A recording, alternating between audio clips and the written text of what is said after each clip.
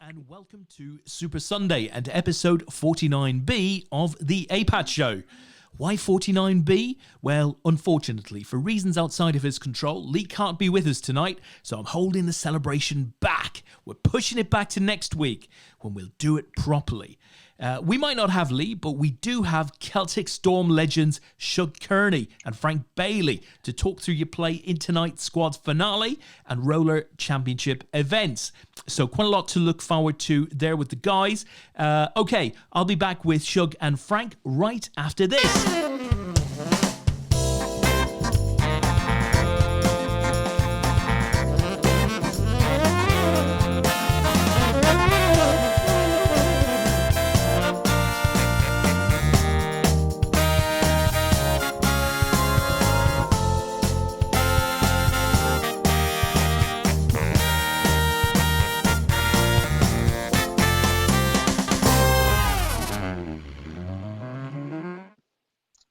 Guys, how goes it? Welcome to the show.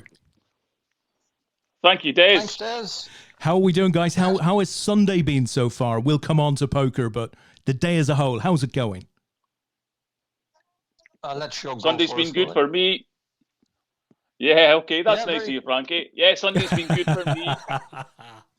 I always let my mates go first. You know? That is very mannerly, Frank. I have to say, maybe we should have a system. Shall we do this in alphabetical order, or should we do it by looks? Because then I could leave you two to battle out. You know, should we go first? Let's should we do go it by second? age. Let's do it by age. Oh, let's not go there. We're not going to go there, Shugs. Certainly not this early in the show. So listen, guys. Bit of bad luck. Before the show started, unfortunately, Leigh's had to drop out this evening. Albeit we might catch him a little later on, so he might be able to join us later, but I suspect it'll be quite a lot later if he is able to do so, and if he isn't, that's fine. We'll struggle on, as it were. But I have to say, for Leigh, who's done 49 episodes straight, who's never missed a day of updating results and all of that sort of stuff that takes a lot of time and effort, I felt bad, running the 50th sort of without him here by my side, as it were. So we're going to hold off on, I had some little bits and pieces planned. We're going to hold off on those, I think, to next week. We'll operate this as show 49B or 49 and a half, call it what you will. But what it does mean, for all of you guys out there who are listening in, and I know we got a particularly tight leaderboard coming into tonight, I don't unfortunately have access to the official numbers, okay? So in terms of updating the numbers and stuff, so we're going to have a bit of fun, right? We're going to have a bit of fun.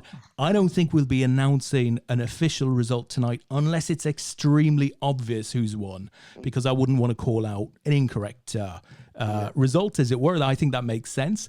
But sometimes, these are the breaks and you just have to sort of work within them. Would you agree, guys? Does that make sense? Yeah. Well, no, I'm really upset. I'm upset to be part of a B team. What can I say, guys? Your big moment. I mean, you were handpicked for this particular assignment several weeks ago, right? You weren't aware of this, of course, but several weeks ago, Leigh and I sat down and we asked ourselves the question, who are we going to have for episode number 50, right? So you guys were the dream team. Here you are, but unfortunately, episode 50 hasn't officially arrived. How bad is that? I'm sure we'll get past that. We'll get past it. Hold on. Listen, I'll tell you what we're going to do. We're going to try and do things as normally as we can do. So I'm going to go to the chat box. Let's have a look, see who we've got in with us. Quite a few guys here. Gary Hollins was in very, very early. And of course, you guys know teammate Gary. Two dodgy characters, he says. And if you look at that picture, I think they look like... Yeah, a little bit dodgy there. I think Shug was on the golf course.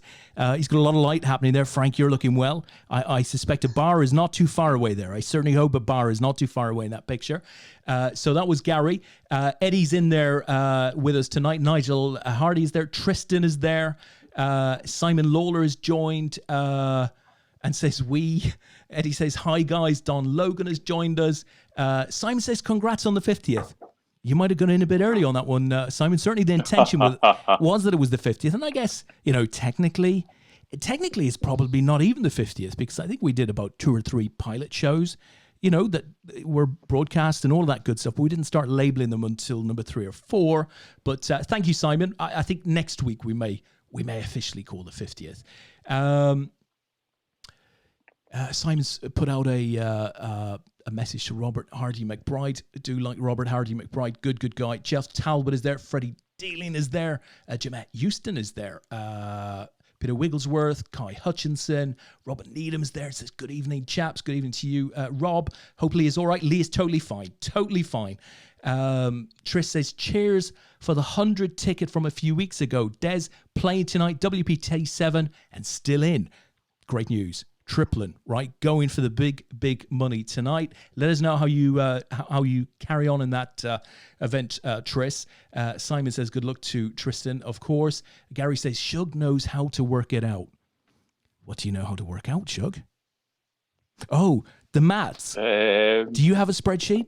Oh, that's like the mathematician with the pencil. Is that not right? Golf cards. You got a little golf card with lots of pencil markings on it. Is that going to work for us tonight? I'm not sure. No, I was talking about the mathematician with constipation. Working. Worked it out with a pencil. Oh, yeah. I get it. Hey, sometimes, right? You got to do what you got to do. Asa is there, and he says, saving the A-team for next week, obviously. Who's on next week? I don't know. Maybe it's Asa. Maybe Asa is back for what would it be, Asa? 4th? I don't know. Andy Lansley is with us. Hi to you, Andy. Stefan Fisher is there. Hello, guys. Good evening. Good evening to you as well, Stefan. Jeff Talbot says evening all. And Simon comes back with congrats on 49th and a bit. And his fellow EMSer, Dean Pearson, has joined as well. So hello to all of you guys. Hope you have a good evening with us this evening. It's going to be a little bit different without Lee, but we'll make it work. So in terms of the events, obviously the 2 biggies that we're following, and then we're going to come back and talk to you guys about what you're in. The 2 biggies tonight are the Roller Championship. So new format this week, guys, $33 buy-in. We had 78 enter that one. Nice, tasty little prize pool there. We've got $681 up top for the winner, $466 for second, $322 for third, and of course there's medals on offer there as well. We're currently down to 14 players. I am going to put one of those tables up, so that's going to go live now. There we go. So I've taken the 2 lads off. Gorgeous as they are. They're not on there now. So we have 14 players left in that, and we will be focusing in on that event to a finish very, very shortly. Within squads, we had 95 players in. We've currently got 36 left. And as I said, it seemed like there were a number of teams in the running for it tonight, so it could be a close finish. We'll just have to see how we get on without the scoring. But we'll move on to squads once the roller has completed. So, guys, let's start with you, Frank. Are you playing? If so, what are you playing? How is it going? Right. Yeah, I'm in the squads game, even though I'm not a member of the squad this week. They wouldn't let me play. I heard that, Frank. So, did you ask the captain what the issue was? Yeah, well, I'm the captain, so... What, you dropped yourself? I asked myself. Well, what we do, Des, to be honest, we have a 6-man squad, so we rotate all the players, and there's always someone that can't play for some reason or other, work-wise or whatever, Yeah. So it's never an issue, but, if we can get 4 every week, we're doing well, so... Absolutely. This week I decided to stand down because the winning team last week, as well, they did great, Yeah. So I said leave them to it, and that was my decision, But what I also do as well, I pick the team, and we have a rotating captain as well. So they're Nice. the captain for the week. So that's the way it works, and they do all the talking, and we have a little Facebook page and all that. Yeah. Group page. Well, listen, one of the things that I thought we could do this evening, and we're going to come back and talk about the events that you're currently in, is to almost get a captain or a squad's view of, how a Sunday sort of completes, right? So what are you looking out for? What opposition are you keeping an eye on? All of that good stuff. And we can sort of follow it live and just to see how how it sort of goes. I think we haven't really had that perspective on the show before, so that could be pretty interesting. But outside of that, Frank, we'll sort of move on to that. What are you playing? So you're playing squads unofficially. Yeah, I was playing the role. Yeah, I was playing the role there earlier on, but no luck in that. I was out you got rolled. so I got rolled. Unlucky, Frank. How about you, Shug? You're a busy guy, as I understand it. Yeah, I was in the roller and I walked my queens into aces and then my tens into kings. So that was an early exit. Ouch. I'm down to 6 big blinds in the poker squads, and I've just gone all in. And I'm doing quite well in the WPT7 micro. I qualified for that, so I'm more or less free rolling actually, and I've doubled my starting stack, so I'm 698 out of 2,700 that are left. Fantastic. And what are you playing for? So I'm still sitting. Oh, I've just got kings against ace queen and jack high flop. Still a jack high flop. Still a jack high, and there I go. I've doubled up on the poker squads. There we go. Okay. Live poker for you. Nice. That's the way. Hey, that's the way it should work. And we nearly lost you when we did our pre-call, which Frank didn't turn up for. Did you notice Frank didn't turn up for the pre-call? But we'll come back to that too. When we were doing the pre-call, you nearly had the APAT curse. You were all in. Almost once the call started, you went all in, and you might have been ahead at a point, but it took a river card to remain in the tournament. Yeah. I shoved all in with ace 10 and was called by ace 7. I only had 40,000 chips, and a 7 came on the flop, but a 4 flushed, so that doubled me up. So I'm having a little bit of okay run. We'll take that. We'll take a bit of luck. So listen, Asa has come back to us. Oh yeah. He said he's already done 5 shows. He's done 4 poker and 1 football. Wow. Crikey. We get through a lot of these, don't we? I believe we've done 49 and a half. That's what I heard. Peter McCritchie has joined us. Hi to you, Peter. Asa says, look, it's great to have 2 complete legends on tonight. I'm not quite sure what he's saying about me. I think obviously my status is way, way lower than that. Stephen Fisher says, I'm on the streaming table. So he is indeed. He's sat there on the right-hand side of the table that we're putting out. JP Round has joined, so I hope you're well, JP. Stefan says he needs some good luck. Don't we all, my friend? Don't we all? Robert has joined us. Gaz Howard has joined us. Glenn Smith is in. And Coit, Mr. Curtin, from up there in the northeast, has joined us as well. So I hope you guys are all well. So how do we want to do this, guys? Do we want to sort of focus in on a table?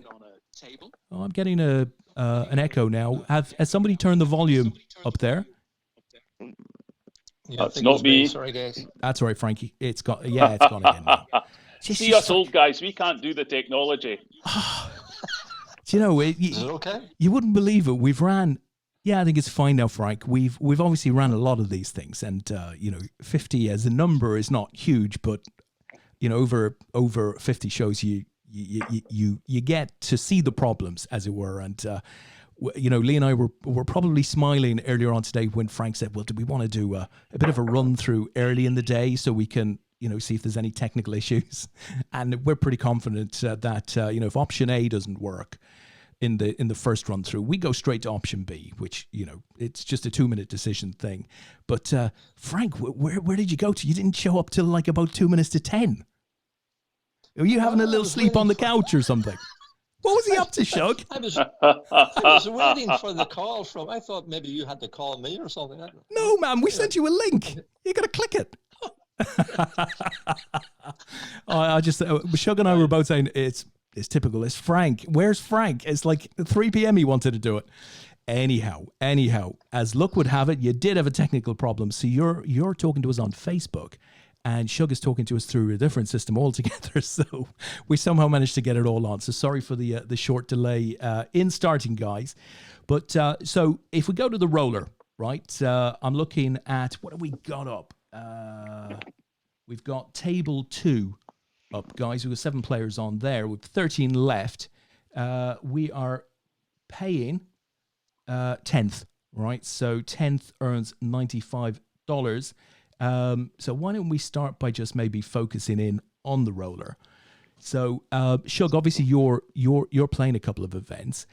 Frank, do you want to help me out with this? Shall we do a bit of commentary on this table? Yeah, no problem, Des. Yeah. All right. We have Ogilvy. Is that his name? Is that the table we're on? Is it? Yeah. It is indeed. So Matt Ogilvy is on there. We've got Ian McGoldrick. We've got a gentleman from Greece, and this is one of the gentlemen. Go on, say his name. Yeah, Andrew. That Lee. Obviously, he struggles with updating. How the heck do you update this? Because his keyboard doesn't have the Greek alphabet, as it were, on there. But our Greek friend Colin McCarthy is on there as well, who's got a fairly hot sort of reputation in this tournament in recent weeks.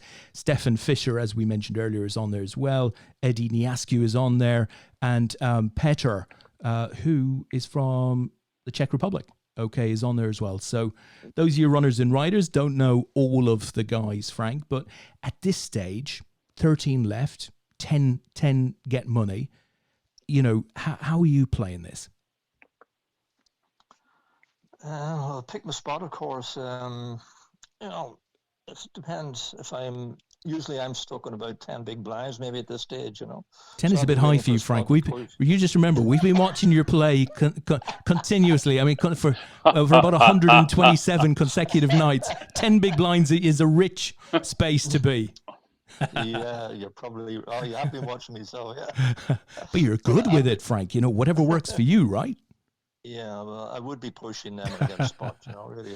Yeah. Everybody else falls before me, I'll be pushing. Yeah, but are you? At what point do you start to think, crikey, I'd like to hit 10th, and you start to tighten it up a bit?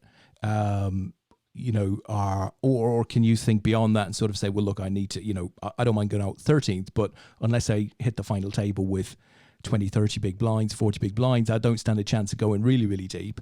I mean, how do you play that? Or do you just play it key decision by key decision?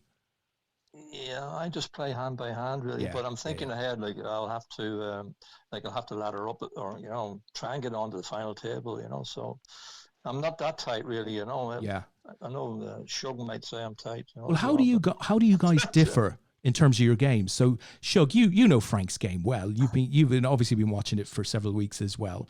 How does your game differ to Frank, for example?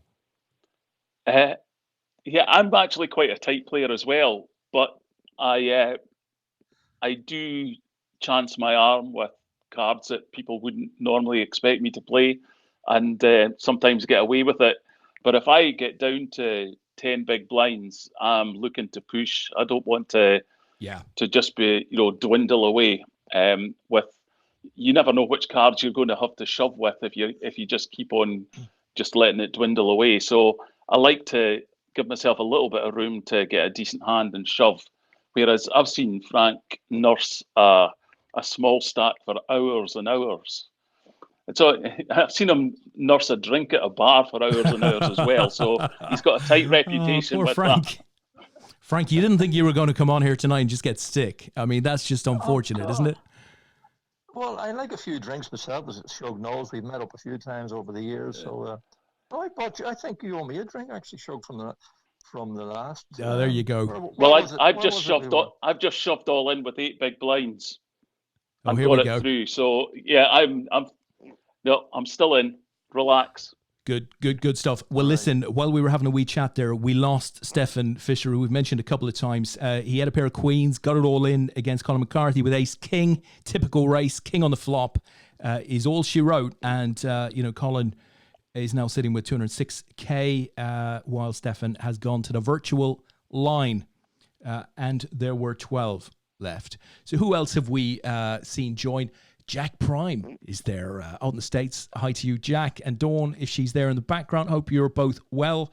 Danny Strange is with us. Gunther Surinks is there. Stephen Bradbury is there. And Driss Abdeslam. Let me get that right. Abdeslam. Driss Abdeslam. So hope you're well, Driss. Good to have you join us. So here we go. So the blind's at 8-16. We've got 12 players left. Average stack about 330K.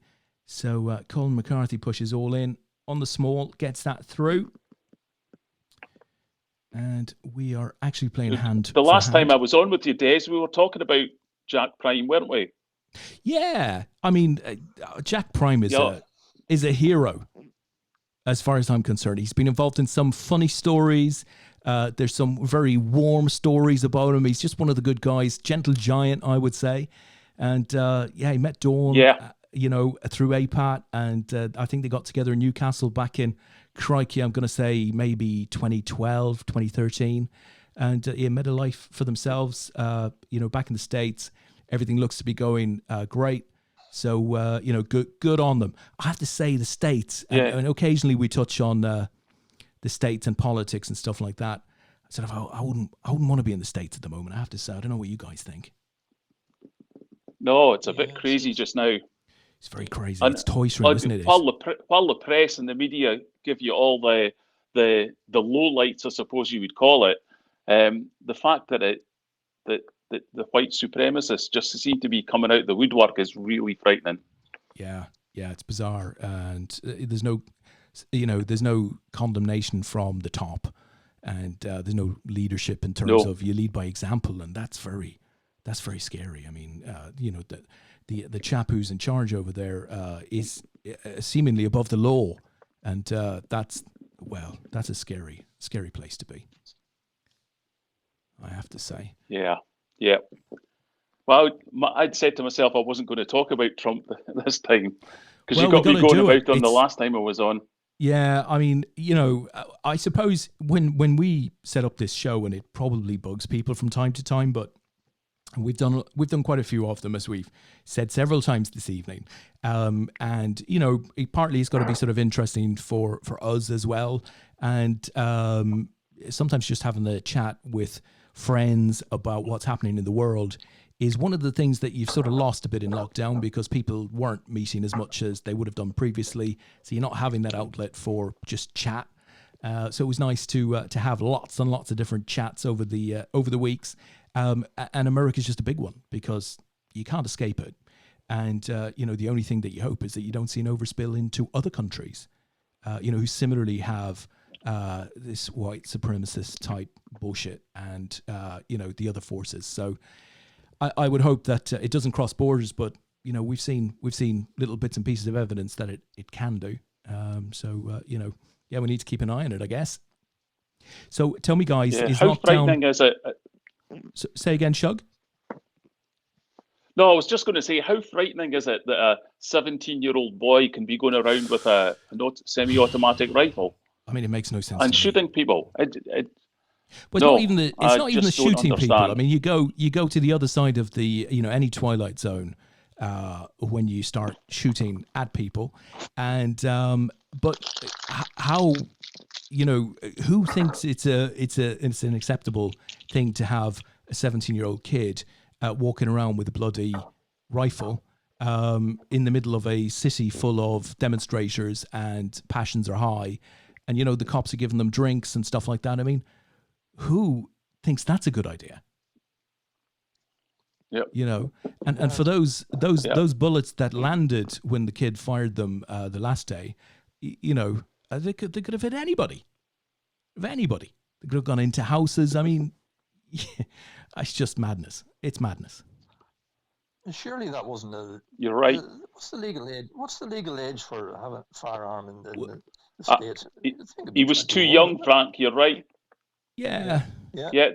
He was too young, and his mother. So this time delay is going to kill us. But yeah, he's too young to own a gun, so he shouldn't have had the gun in the first place. Yeah, I mean, it's just a bad scene, guys. And I suppose you've got a situation over there where it's clearly a big part of their constitution that they can bear arms. And, I think it's all about, being able to call the sitting government to task if the government are acting up or whatever, so the people can, I don't know, defend themselves or rebel or whatever it might be. But of course, you're in a situation whereby people want guns to protect themselves from other people who have guns. So therefore, you create this virtuous circle of people wanting guns. Whereas in the UK and elsewhere, are not really afraid of people with guns. I mean, they're pretty rare. Certainly in terms of domestic style crime and stuff like that, pretty rare, I'd have said. And people aren't that afraid of them, and nobody actually wants them over here. So, given that stretch of water, I mean, the view on guns is so significantly different that it's just it just blows my mind every time. But it's a big political thing in the States. It's almost impossible, I guess, to get elected on a manifesto of removing guns because it's there's so much money attached to it. Oh, yeah, it's a massive business. Des, I remember you talking about the curse of being on the show. Yeah, I've just shoved all in with Ace King and survived, have doubled up. So I'll tell you what, Shug, you are bucking the trend because you've had several brushes with being all in now in the first, 30 minutes, and you've survived them all. That's 3 all-ins I've survived. Absolutely. Meanwhile, Frank is sitting on the sidelines. Oh. Well, you used the right name there, like Lou Brush. He was brushing it a bit, It's just. Hey, careful. We always struggle with Shug's names. He's like one of these characters who has different passports sort of hidden in the briefcase with a bit of carry-on money, that he can get out of town quickly. Is he Hugh? Is he Shug? Is he Lou? It's just fantastic. Fantastic. So you're the only person that calls me Lou. Who's that, Frank? You. We'll only refer to you as Lou because you're Lou on Facebook, aren't you? Mr. Yeah, the Brush. But I explained that story. Oh, yeah. I told you about that story. Great story. But there's still a third ID, right? You've got this third ID. So tell me, guys. It's not like I've got a passport in that name. Well, I was only joking about that. I didn't really think you had a passport in that name with, guns and sort of money planted all over the place. It's like an episode of Ozark. So tell me, guys, is lockdown still a thing, or are you finding yourselves coming out of it more, or, what is the latest? Will I go first? I'll let Frank go first. Yeah, you go first, Frank. Okay, thank you, Shug. It's been pretty okay here. Ireland seems to be handling it fairly well, There's been no deaths now in the last week, I think, even though the numbers have gone up and people contacting the virus, but there's no deaths, which is a good thing as well, but we don't want to see the numbers going up. So the pubs were supposed to be open last week, and then they reverted it again for another 3 weeks, I think it is. So, wow.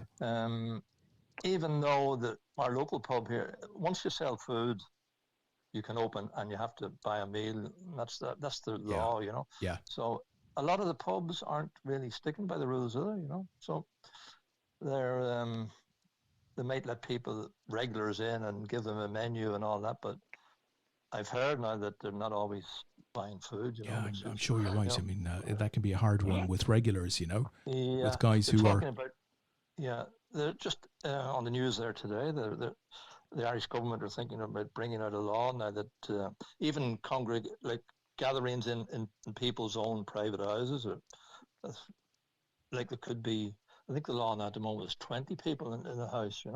Which is a lot of people in one house. That's a hell of a lot of people. And in the average 3-bedroom house, it's a lot of people. But we're talking about bringing out a law now that the guards can come in and if they think there's a party on or whatever, they can come in and check to see how many people are actually in the house. Yeah, fair enough. How about you, Shug? What are you finding? We're going slower than everywhere else, but we've had a few spikes around the country. But again, more cases, but a lot more testing. Gyms are due to open on Monday, so that's another step forward. Although my gym hasn't contacted me, I'm part of DW Fitness First, so part of them went into administration. So I'm not even sure if my gym is opening on Monday.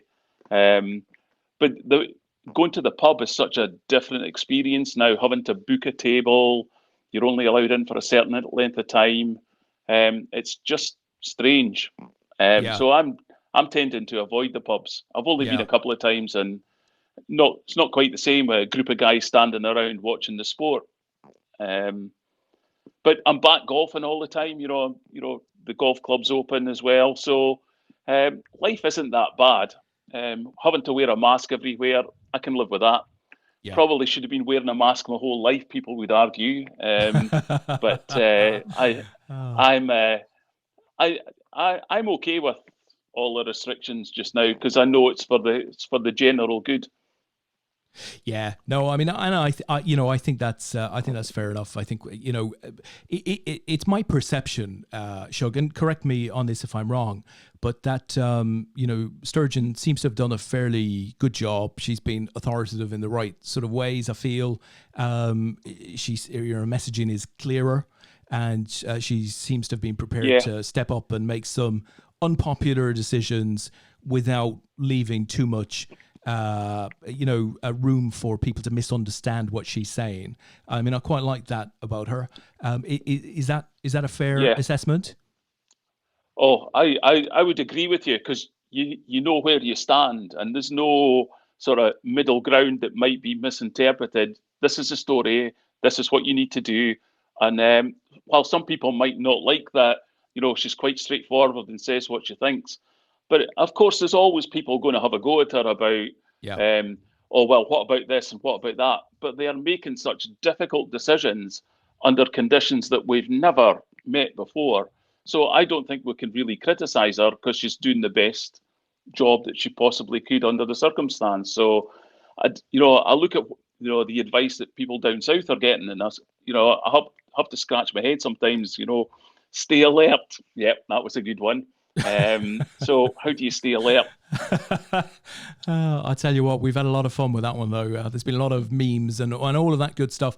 Yeah, I think time will, as we hit a final table, and I'm just going to put this up. Give me a mo, guys. I think time will tell whether the cautious approach long term was the right approach or not.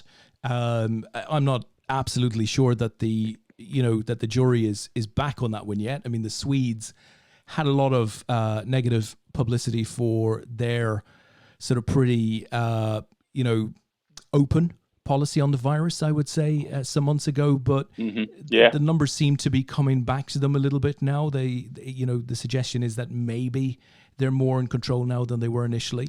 Don't know, but I have to say I quite like the thought of a leadership who are willing to take a line and stick to it and not necessarily bow to political pressure in terms of the decisions that they make. I mean, the US being a great example, Trump really looked to push everybody sort of back to work in June, and everything is spiked for 6 weeks afterwards.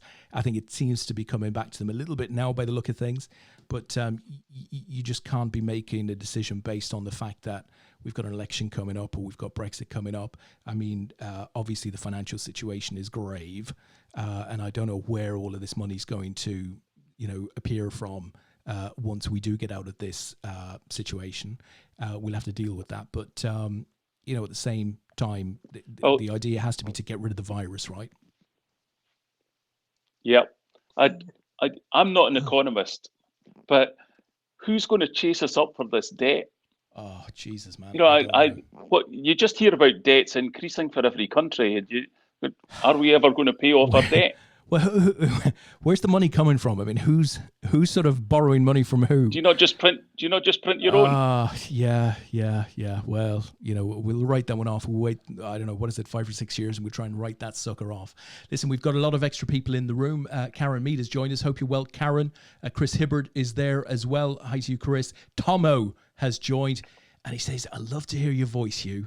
He's calling you Hugh. There's a little love note in that, I think. Oh, that's nice. I'm just away to press the all-in button. Oh, here we go again. And I've lost. I'm out to Asa. He hit his flush on the turn. I had 2 pair. Well, I tell you what, he posted this up there. So Asa's taken all my chips. Well, listen, he posted this up on the chat room probably about 10 minutes ago, and I was about to read it next, and it simply says, "Donate your chips to me, please, Shug." And you've just done that. So maybe you read the message. Yep. Tomo has followed up and said Frank is the greatest. So he's clearly got a lot of love for you both. Asa says, played cricket yesterday.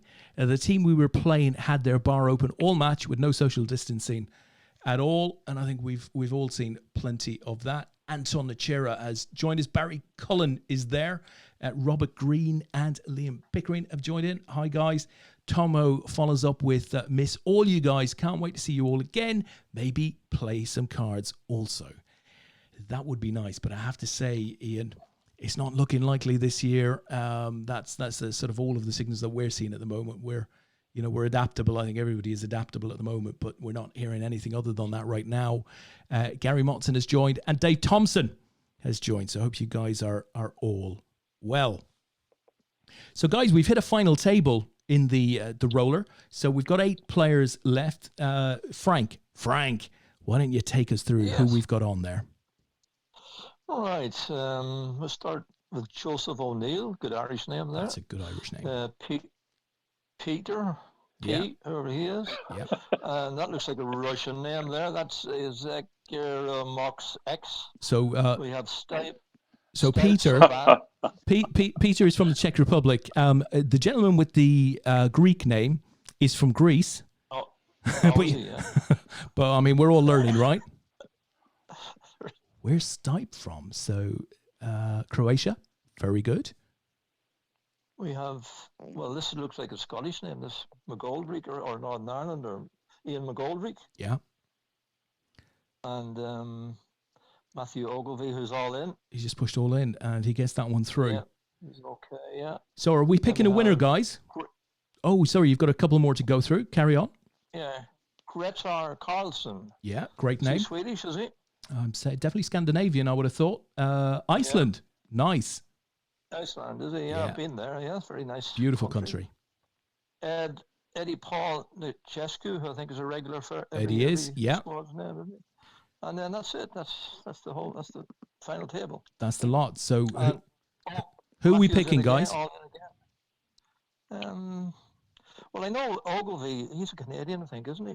Matthew. He's a regular as well. So yeah, I'd pick him. Well, what about you, Shug? Can you find your winner here? I don't want to put the kiss of death on them. You won't. You won't. Shug, you won't. That doesn't happen. Well, I'll go with Joe O'Neill. Following the chips, okay. Who do we like? Well, I'll go for Eddie. So that's a good range of picks there, guys. Let's see how we get on. I'm all in against Peter Monroe here in the squads game. And he's dwelling. He's just dwelling. He folded, yeah. So I'd pocket nines there, Peter, if you're listening. You should have told him you had nothing. Pocket aces. I think Peter does listen in as well. Peter's another good. See, Peter Monroe, he's a regular as well, but he's a good player. He's had some good results. I tell you what, over the weeks, and I guess when a lot of players play a lot of games against similar competition, you quickly learn, who knows what they're doing. And I think we've had quite a few new players introduced who are very, very handy. Peter is certainly one of those. Just looking at the chat box here, Tom Banks, who was on the show last week, it's a real pleasure to have him on. It says Asa engaging in subliminal messaging into his poker skills. Interesting. What were you up to, Asa? What were you doing? Maybe he said something somewhere else. Well, it worked with me. Well, he did, yeah. See, Des, can I ask you a question? Please do, yeah. See all these outsiders, and I mean that by people who haven't joined APAT that are playing our tournaments. Yeah. Is there any effort made to get them to come and join us, just to increase our community in any way? Yeah, I mean, well, there's numerous ways you can do that, right? You can do it passively or actively. Now, there are all sorts of challenges from a data point of view to do it actively, but passively, if we all sort of put ourselves back into our first experiences with APAT, for anybody who did that online, more often than not, it was because you saw a tournament somewhere or you read about it somewhere, but your first couple of experiences were done while not necessarily knowing anyone. And, it might have been your first live event then that brought you further into the community. But my view is some of these players who continue to play with us week after week, who wouldn't necessarily know what APAT is based on its history and what have you, I think will know us as a tight community of very solid players who offer, good value with added value, relatively small field tournaments that are a challenge. And I think that's why some of these lads come back and, lassies, if you like, come back week after week, because while they might not know our history, they like sort of, the experience that they get with us, and they begin to know the faces. And we've seen several of the lads sort of start to engage through the Facebook page and, even here on the stream. So that's nice to see, but it's tougher to do proactively. But what you can't measure easily, Shug, and it's really important, is the word of mouth, right? So if a guy plays a tournament, he's played a few tournaments, he's enjoyed his experience, he tells somebody, right? Or he recognizes it when he sees it on a forum somewhere. And that is it's passive marketing, but it's very important, right? It really helps cement your brand in other markets. I think we'd like to reach a point whereby we can be much more active in terms of reaching out into new markets. And, those are discussions that I would say that are ongoing, but we need a big partner alongside us to really want us to succeed. And I think, Party may very well give us that opportunity. Yeah. I was having a laugh with Leigh during the week because of your free roll. Oh, yeah, right. Because you had 1,200 people when I looked at it, and I thought, right, I'm not going to enter. But if that's 1,200 people, that's not all of APAT. No, and, a lot of regular APAT members wouldn't necessarily go into a free roll, because I think a lot of APAT members, I don't think they're looking for big field events, right, where you might be sat on a table with 6 people who really don't know what they're doing, or who are, because they're not invested in the event from a buy-in point of view. They just want to get their chips in early to try and double up or go away and do something else. I don't think that's the sort of experience that APAT players are used to. So I don't necessarily think that a free roll is the most appealing event for an APAT player, right? Even though there's a bit of added value attached to it. But, it does attract players who might then convert into relatively low buy-in events. And that's what we're about. We're about recreational players, trying to give them a good experience. And obviously, I know, our structures aren't the largest as far as, squads is concerned particularly. But that's because the events are designed for people to be able to, get to bed at a reasonable hour, as it were. They're designed for the particular period that we're in. But yeah, I mean, any strategy that can get your brand a bit of recognition and, a bit of word of mouth and, to have people coming back time and time again, is good. And very often the types of players who will do that are then the types of players who will reach out to you and say, well, can I get a team into this WCOAP that I've heard of? Or do you need a bit of help in this country marketing your brand?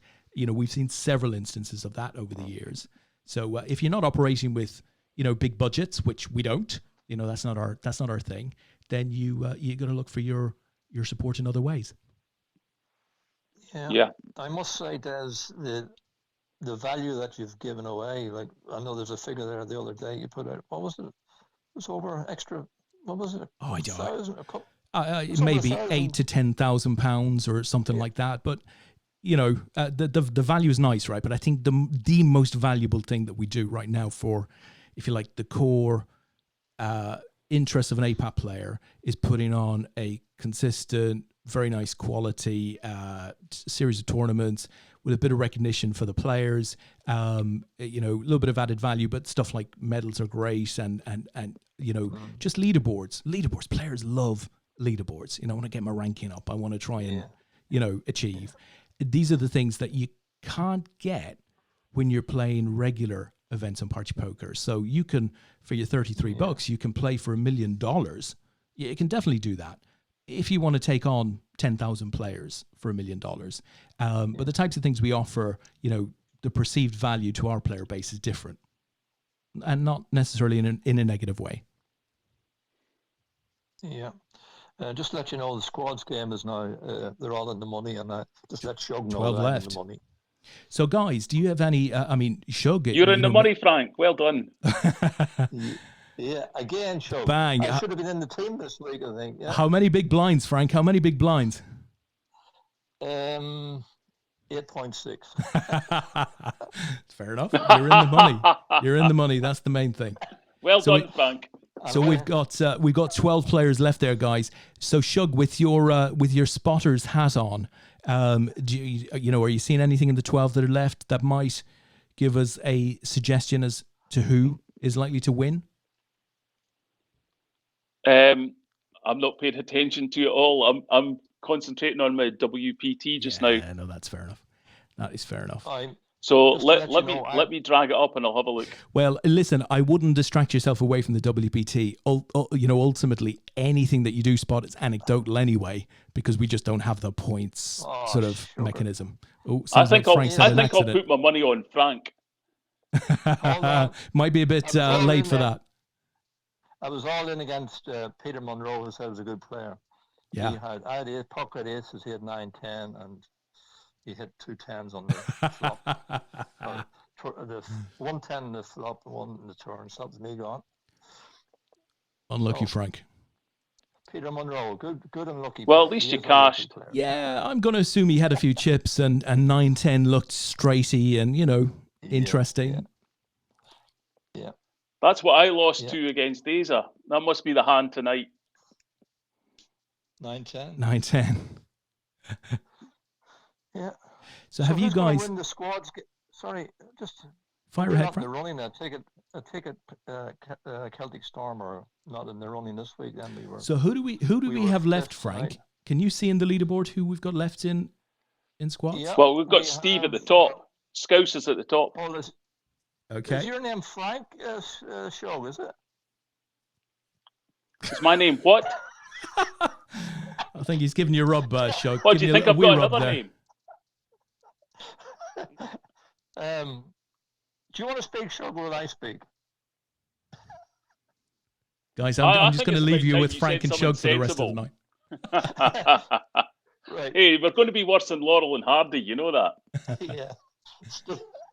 Des asked me a question there, but you have the list in front of you, have you? Steve Bailiff is first in the squads. So he's with Purple Lackey. So Scouse is with Purple Lackey, and they're well off. They were well off the pace at the start of day. There's another couple of names here. But Martin, Dan Howson's still in. Brokeman. So Dan's with Purple Lackey as well. So that that could definitely bring them back up the table then. Yeah. Yeah. Asa is in, but were they in contention? I don't think, were they? Asa. No, I couldn't say. No, I don't think so.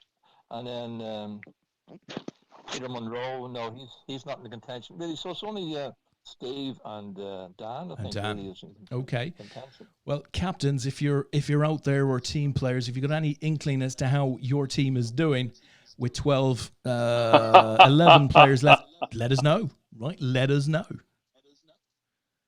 So Gary is saying that was horrendous, Frank. So he obviously wasn't impressed with your exit. Yeah. Well, aces. What I found, and Shug and Brian Frew back me up in this, aces are beaten quite regularly on the party poker, pocket aces. Would you agree, Shug? Yeah, happens to be regularly. But what are we saying there, guys? When we say that, what are we actually saying? Are we saying that their algorithms aren't based on hand rankings and all of that good stuff? I mean, is that what we're saying? In a fully regulated market with their software independently tested and approved by the Gambling Commission? Is that what we're saying? No, I'm only a bit.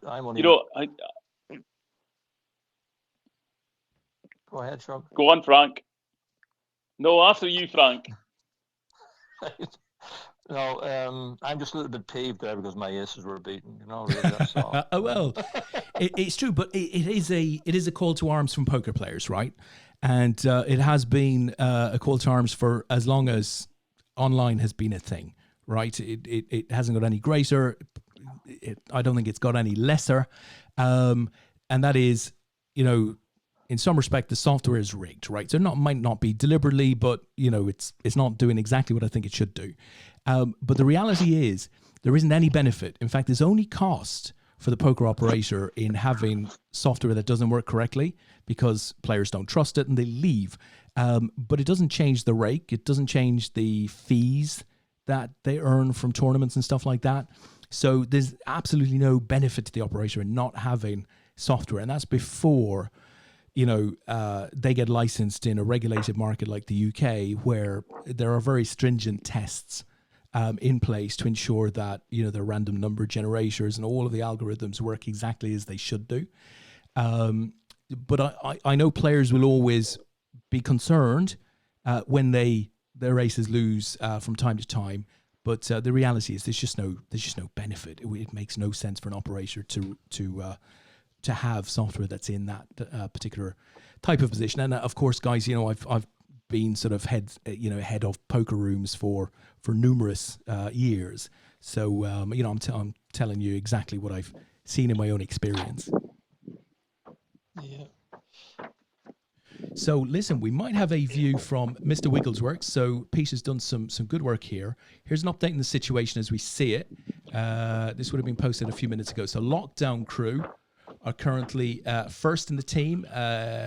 They've only got Shane O'Connor left in, but he's too far behind, right? So Asa would need to win to have a chance for his team to win. Purple Ackies are 200 behind, but still have Dan and Scouse. They're chipped up, as we know, so I think that they could potentially take first. So yeah, that's a good insight, Peter. Thank you for that. So maybe you know, the two players to keep an eye on, in particular when we reach a final, there would be Scouse and Dan Austin, to see how deep they can go. Don't forget to put the seat down when you're finished, there, Shug. What is he? Is he putting water into his whiskey? You hope, but you never know. Might have a little pot there somewhere. Poker night, you know. Yeah. So we're down to 1, 2, 3, 4, 5, 6 players on the final table of the roller. I had to laugh. Tristan says, none of us remember when aces hold up, though. It's a good point. Yeah, that's right. Yeah.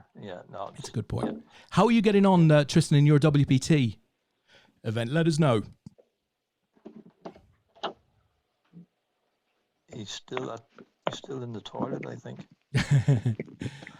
So we're talking to Tristan there, if he's still playing. How about you, Shug? You still got a few chips there in the WPT? Can you hear me? Yeah, there. I hear you now. How are right, you doing? Sorry, I went for a beer. We thought you went to the loo. Yeah, I'm doing well. We could hear you tinkle. I didn't realise there was a microphone on these things. Too funny.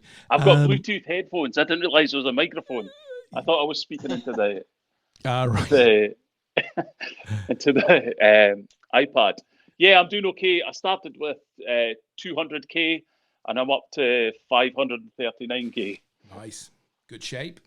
We like that. Have you tried any of the WPT or WSOP events, Frank? Just the you know, the feeders and all that sort of small buy-in stuff, you know. Yeah. I tried the early PL08 ones, you know, but no luck in them. No joy. I'm trying to stick with PL08 if I can, you know, which I've had a little bit of success.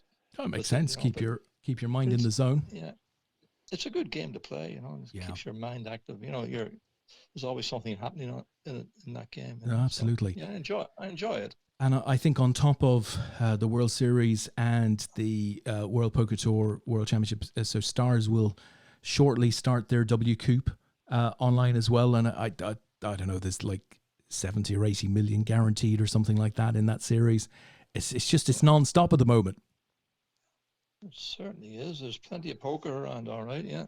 So I've been playing every day of the week, you know. not tired of it, Frank, at any point? Well, no. You're enjoying it, obviously. I play the squads every night, which I look forward to. Yeah. I play a bit PL08 on on Sky as well. You know, they have a small community of PLO8 players as well. How is the game like over there, Frank? I don't look in as often as I used to. Once upon a time, of course, but I really enjoyed my time with Sky. How does it all look over there now? Yeah, it's looking good. I think it's six-handed. I think all the tables are six-handed. They used to have eight-handed, nine-handed at one stage. I don't even look in there, and I just keep it in the PLO8 tables, you know. So six-handed, and it's the same regular players, you know. They average about 50, 60, 70 players for the main game at 7-18 every night, you know. Yeah. And then the half 10-30 one I play, and as well, and quite successful at that. You might win 25 quid or something if you win it. It's only £2 buy-in, you know, which is, you know. And TK, I think TK looks after all that as well. Like, TK's a legend, absolute legend. I have to say. Certainly is. Yeah, I put something up on Twitter a couple of days ago, and he came in and liked it and made a comment, which was nice. So good to see him firing away, as it were. Yeah, he's a gentleman. I learned a lot from him as well, you know, like from the shows just had. Yeah. You know, tremendous. In the early days there, when did Sky start? 2007, was it? 2007. Was it? 2007, yeah, it would have. Wasn't it? Like, he was a great guy. Like, he was a great guy to come on and, you know, look at hands that players have played and, you know, give them a bit of advice and all that, you know. Absolutely. Live on there. You Absolutely. Know, you know the show, Dave. Yeah, I ran the channel, so I remember the show. You sure do. And sure, that's where we yeah, that's how yeah. Was it the Sky tour? Yeah, that's right, Frank. Sky tour in Edinburgh, was it? Yeah, that's right. Because we'd spoken to each other, because I remember you being Cormac on the site. So we ended up chatting, and that's how I got to know you. And then it was in Maybury in the casino, Maybury in Edinburgh, the gala. Yeah. The gala, yeah, that's it. With those beautiful pies. Remember them, Shug? Yeah, beautiful pies. Yeah, trust you to remember the food. Do you remember Ali Miles? They used to run it, Shug. Does that name ring a bell? What, the Maybury? Yeah, Ali Miles. No. Yeah, Ali used to run it. I think. Well, I live in Dundee, so you don't. Yeah, you don't get over there. I've never really played in. No, it's still going, but I think, in fact, the last time I played there was the APAT event. Yeah, it was our first event in Scotland was at the Maybury. I think that would have been in 2007. And Ali Miles was the GM of the Maybury at that time, and it was a great event, great welcome, great buffets across 2 days. Looked after like kings. I have to say, it was fantastic. We always loved going to Scotland. Great events. I enjoyed my time playing Sky Poker, but six-handed was it's just too frantic for my style. Yeah, listen, there was an interesting viewpoint. Lee and I do another show where we're involved in another show called The Orbit, which sort of focuses on industry people and pros and stuff like that. And we had Patrick Leonard on pads on the last show maybe 2 weeks ago, and there was a discussion around players' appetite to go back after lockdown and stuff like that. And he was sort of saying, well, I'm in no rush to go back because there's a lot of action online. And frankly, if you go back now, there's going to be very few players playing and stuff. And the question came up around short-handed tables, right? And a number of the people on the panel were sort of saying, well, recreational players aren't going to like going into a short-handed situation anyway, because that's only going to suit the pros or people who are super confident, really understand the game, willing to play a lot of hands and all of that. And Patrick Leonard actually made what I thought was a very good point. And he said, well, your typical recreational player, so if you say my dad or my mom or, some friends, if they're going to go and experience the game, they want to play hands. They don't want to just play 3 hands in an hour. they want to get involved and have a bit of fun and what have you. I thought it was a very good point, actually. Not very many people make it. Do you think, is there anything in that? Yes, definitely. Like it's more, yeah, if you like, I started off in Sky Poker. That was my first experience of poker, and the short-handed game seemed to, a lot more interest in it. I think that's the point you're making, Des. If it's a 9-handed table, then you're not playing as many hands. It's exactly that. Yeah, no, I'm still with Sky. Like I've been with Sky now for. Sorry. Go ahead, Des. On you go, Frank. Keep going. Right, so I'll talk, gents, because you've both got a bit shy there. I understand. It's an important question. I think I don't want to interrupt people. It's fair enough. Well, I'll go. You come in after me, Shug. Okay, we'll do it that way. So I would agree with all of that, Frank. I think the key point that Mr. Leonard was making was that for beginners, actually, the thought of coming in and playing cards, learning how to touch the cards, play with your chips and all of that stuff, you can only really do that and experience that if you're playing hands. And if you're sat at a very serious 9-seater table playing, looking, I don't know how many hands you're going to look at, but you're only going to play 2 or 3 hands an hour. He was sort of saying, that's not a good experience, not a good night out. So he thinks short-handed tables could actually be a really good thing for short-term growth in recreational players wanting to get involved. I think you could debate that, from either side, but I thought it was a good point, and I didn't think it was a point that people discuss very often. So what do you think, Shug? Well, I organised for my brother's 50th birthday a table at the casino. Yeah. And hired the dealer for a couple of hours, and I brought along people. In fact, my another brother who didn't play poker at all. I taught him how to play just going, and there's a couple other people who had not played before, and all they wanted to do was get involved in every hand because they didn't want to sit back. They felt they should be playing every hand. So after it settled down, it got fine, but they were just playing ridiculous hands. But they enjoyed the experience of, as you say, handling the cards, handling the chips. It was really good fun. But for us going to a casino, we realised that we're going to be spending 5, 6, 7 hours there at least until we hit the money. Yeah. And that's not going to attract people who are going for a good time. You want to have a lot more sit and goes maybe in casinos rather than tournaments. Yeah, I think sit and goes, which on the Sky Poker Tour were always very, very popular. We'd have a lot of fun with sit and goes outside of the main tournament, but sit and goes and smaller cash game tables, where people don't feel that threatened. You come in with 20 or 30 quid, you're prepared to pay that out as an entertainment spend on the evening. You just want to get some value for it.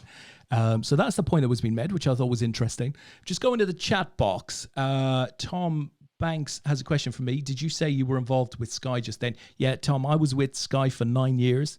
I was head of commercial for Betting and Gaming, and then I was the head of poker for Sky Poker for 4 or 5 years.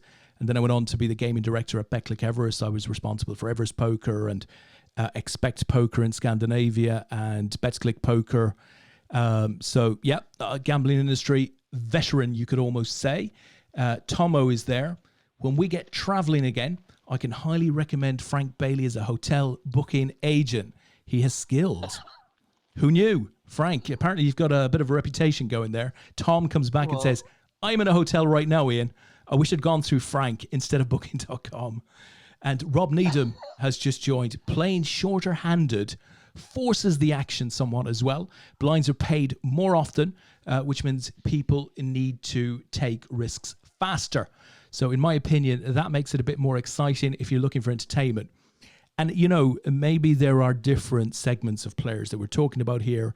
I think, I'd classify you guys as sort of very experienced tournament players.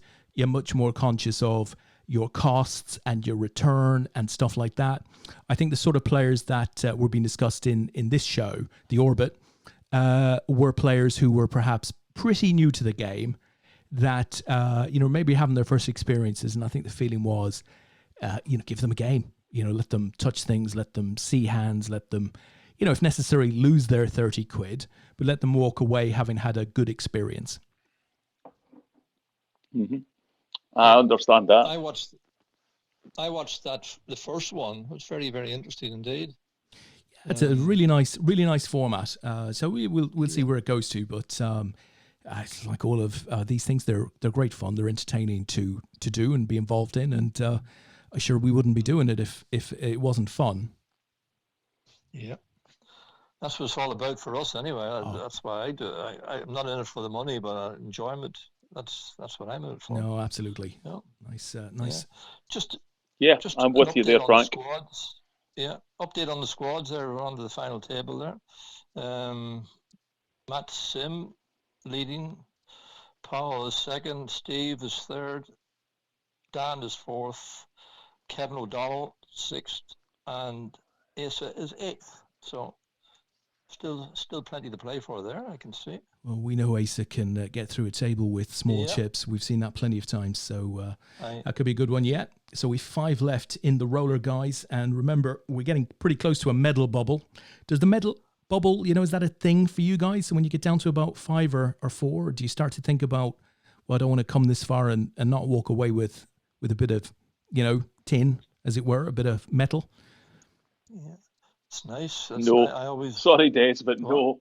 Yeah, no, fair enough. You're paying for the win. Yeah, no, I like a medal. I've got 6 of them. Yeah. Get them on eBay, my friend. 60 quid there straight away. Have you got 6, Shug? Yeah, God. What was it? Yeah. I didn't even think you'd won. Maybe you have 6. Very good. Oh.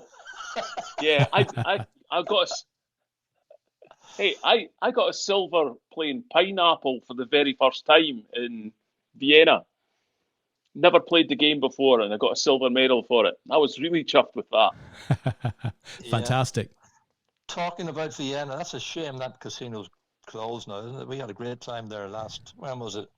When were we there? The last time we were there, about 6 months ago, 8 months ago, was it? Yeah. About a year or so ago. It's a tough... I thought you spent more time in the club next door, though, Frank. Oh, don't say that, Shug. Don't give him up. I was outside it, all right. There was a beautiful Ferrari outside. I got a few photographs with Kevin O'Hanlon. I didn't go in, but maybe I should have.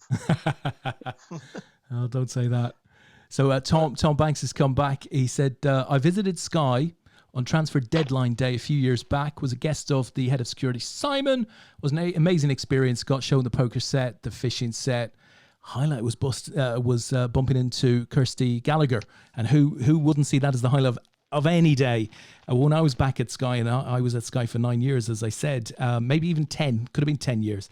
I used to regularly bring, partners in, guests in, and I'd walk them around Sky News. So you'd be stood up on a balcony as the news was going out live. People found that fascinating. But I would also bring people into Soccer AM on a Saturday morning, so they might bring their kids.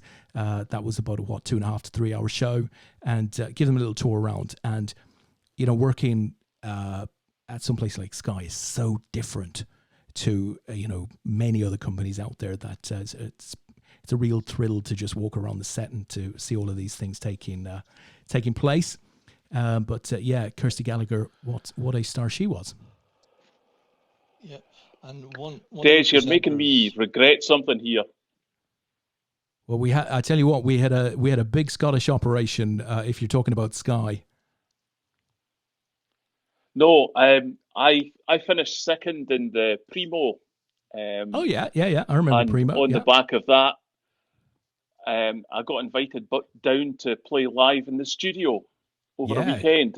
They said that fly me down. But fantastic. I agreed that, that was the weekend that I was taking about 160 kids away for an outdoor experience. Oh, bad so I had timing. to knock it back.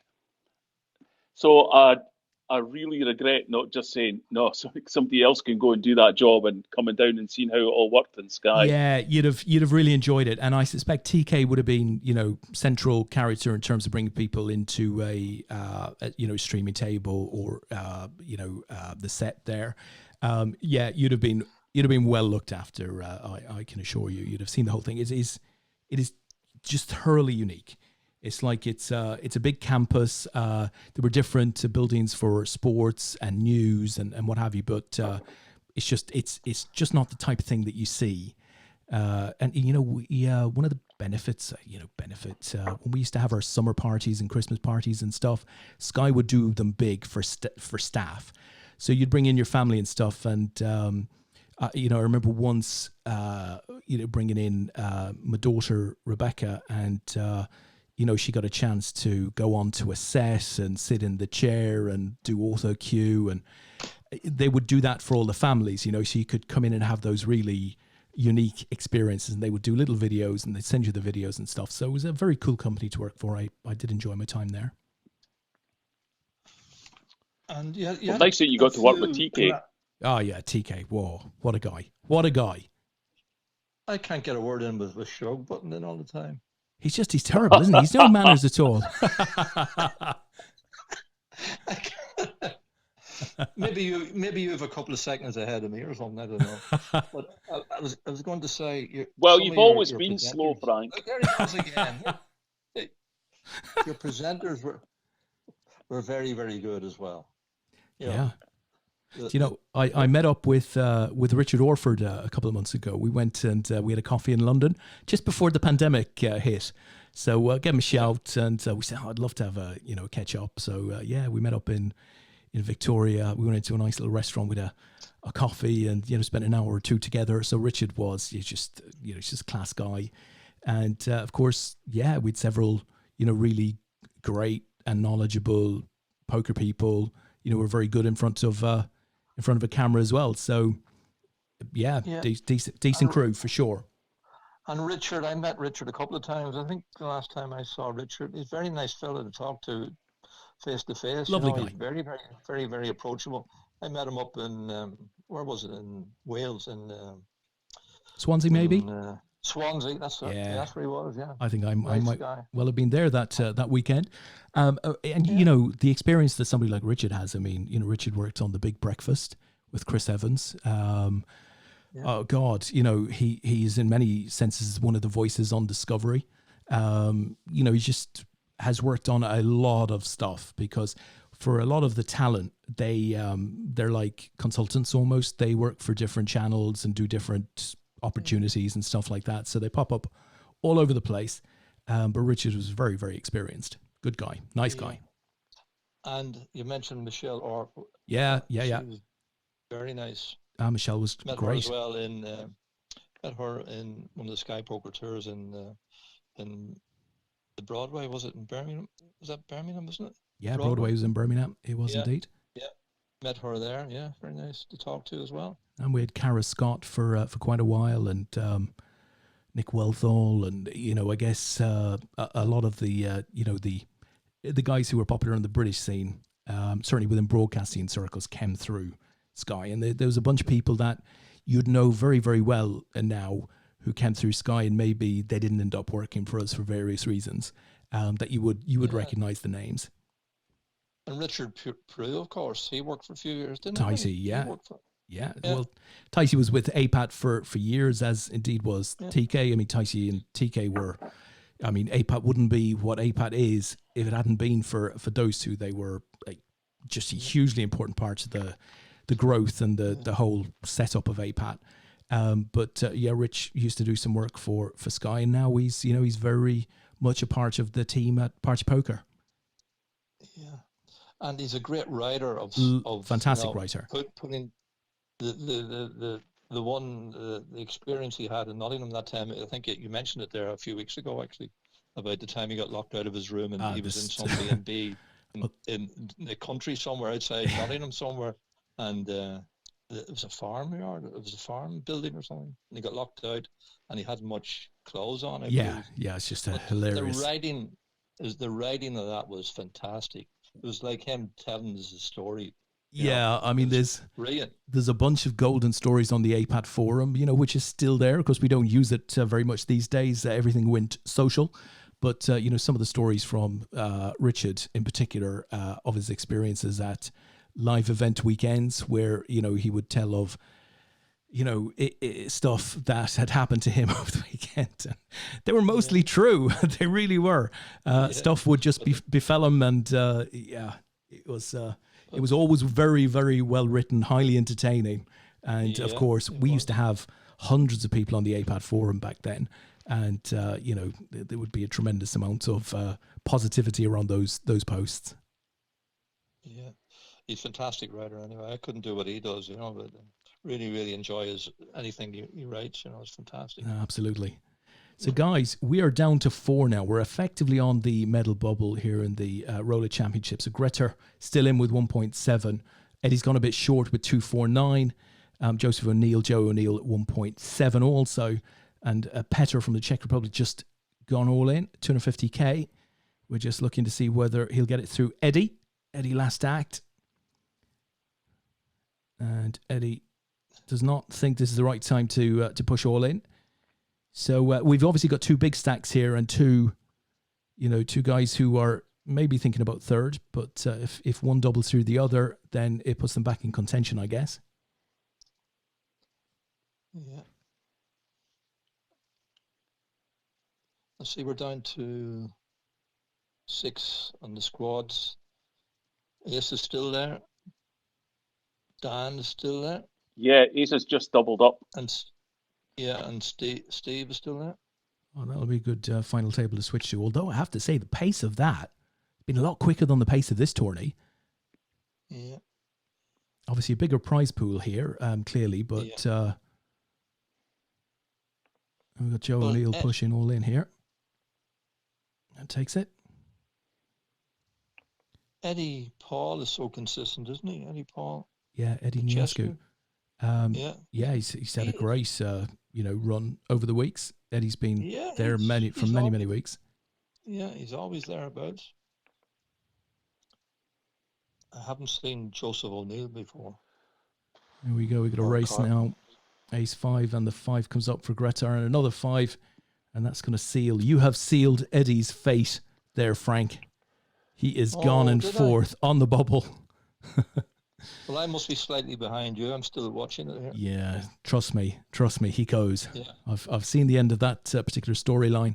You are slightly behind because are you watching the stream, Frank, or are you watching on Party Poker? Yeah, I'm watching the stream. Yeah, so that's about 30. That's about 30 seconds behind. Yeah. I mean, he's gone all in. Yeah. Do you have your laptop? Yeah. Because if you watch it on Party Poker, you'll see it live. Yeah. Yeah. Okay. I thought maybe that's why I didn't go on the party. I thought everybody was watching the stream. That's why I didn't. Well, no. Remember, so if you're watching it on Party, when the guys see it in 30 seconds time, you're commentating on the stuff that they're seeing in 30 seconds time. So it all adds up perfectly. You want to be watching it live. Or else you're effectively 60 seconds behind because people are hearing you in 30 seconds time.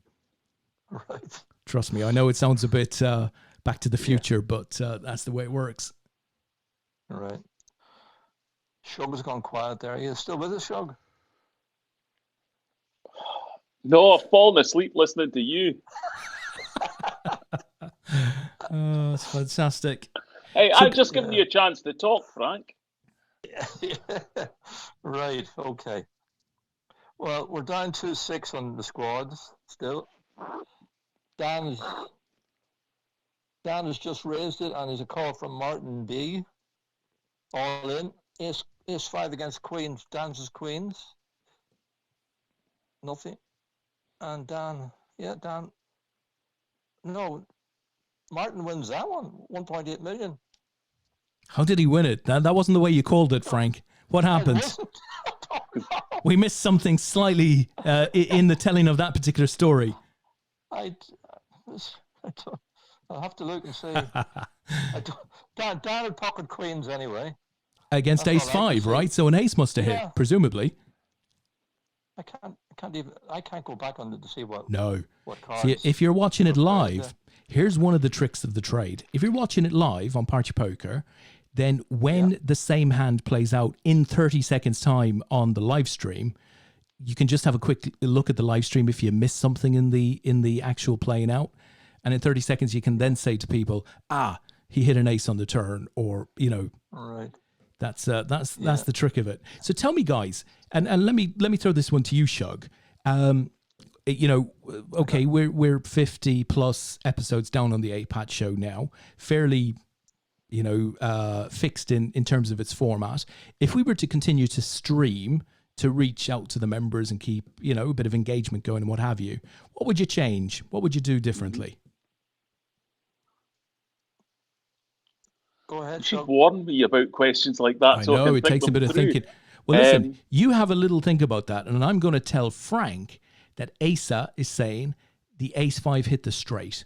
So that's what happened there. There was a straight med on the board with the ace and the thanks 5. Thanks for that, Asa. Because I can't, Asa is a veteran of this game, as you know. 4 times on the poker show, once on the football show. The guy's calm. He's very calm. Yeah. So Shug, back to you.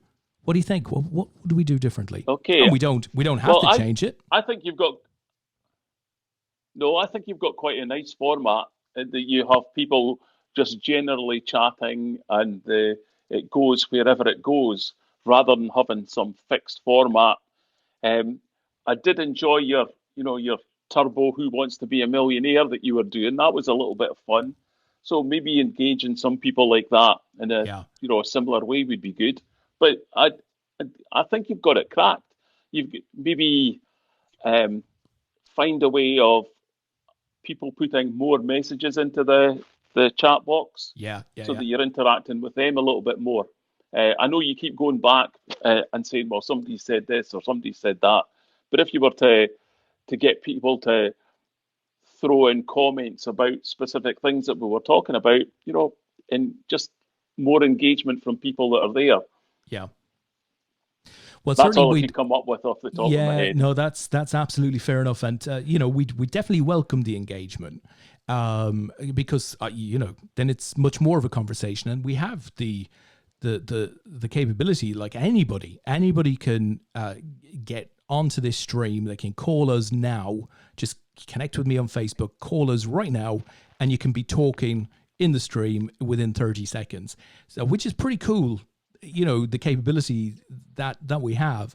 But we'd love to get more engagement. Funnily enough, I obviously teased earlier on, no pun intended, that we were maybe going to do a Turbo Millionaire tonight. So I think, had we had Leigh on and what have you, we definitely have done a turbo, and we'll almost certainly do one for old time's sake next week. But I really enjoyed the Turbo Millionaire, and we did a couple of formats with virtual greyhounds and stuff like that I thought were fun. But what we found with Turbo Millionaire, was funny. It was funny to do them, and they seemed to be well received. Was that people weren't really, they'd reached a point where they weren't really taking part. Of course, if your audience doesn't want to take part, then you can't force it on them either. So it's an odd one. Maybe we just need to simplify the game a bit more. We're down to 2 players. Well, without the Turbo Millionaire, you would have never got the. Oh, sorry, Frank.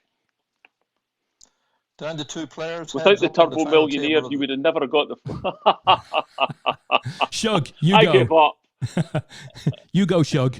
Well, I was away to say without the Turbo Millionaire, you would have never got the 4-poster sideboard, would you? And that's going to become a classic. Right. Just listen. Listen. Let's get our Turbo winner on. Let's do that. Winner? Crikey, you're preempting that. The winner of the random draw. Yeah. Yeah, absolutely. Let's see if we can get a caller on. Let's have a look. And here we go. Let's see.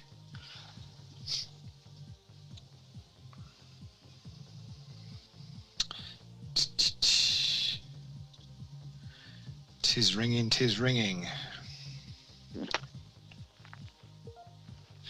Good evening, Daniel Lowe. Are you there? Yeah. Yes, I am there. How are you? Very good, Dan. How you doing? Yeah, really good, thank you. Good to talk to you again, Dan. We're going to watch out for the Welsh sort of language in this one, aren't we now? Yeah. You'll remember from the I previous... lost it a bit. The previous time. Right, here we go. Now, 150-50, Dan, so at any point you want it, let me know. Your time will start with my first question, and it will end with your last answer. So, what article of furniture is a four-poster? Is it a stool, a bed, a sideboard, or an armchair? A four-poster. Can I have the answers again, sorry? Yeah, four-poster. Is it a stool, a bed, a sideboard, an armchair?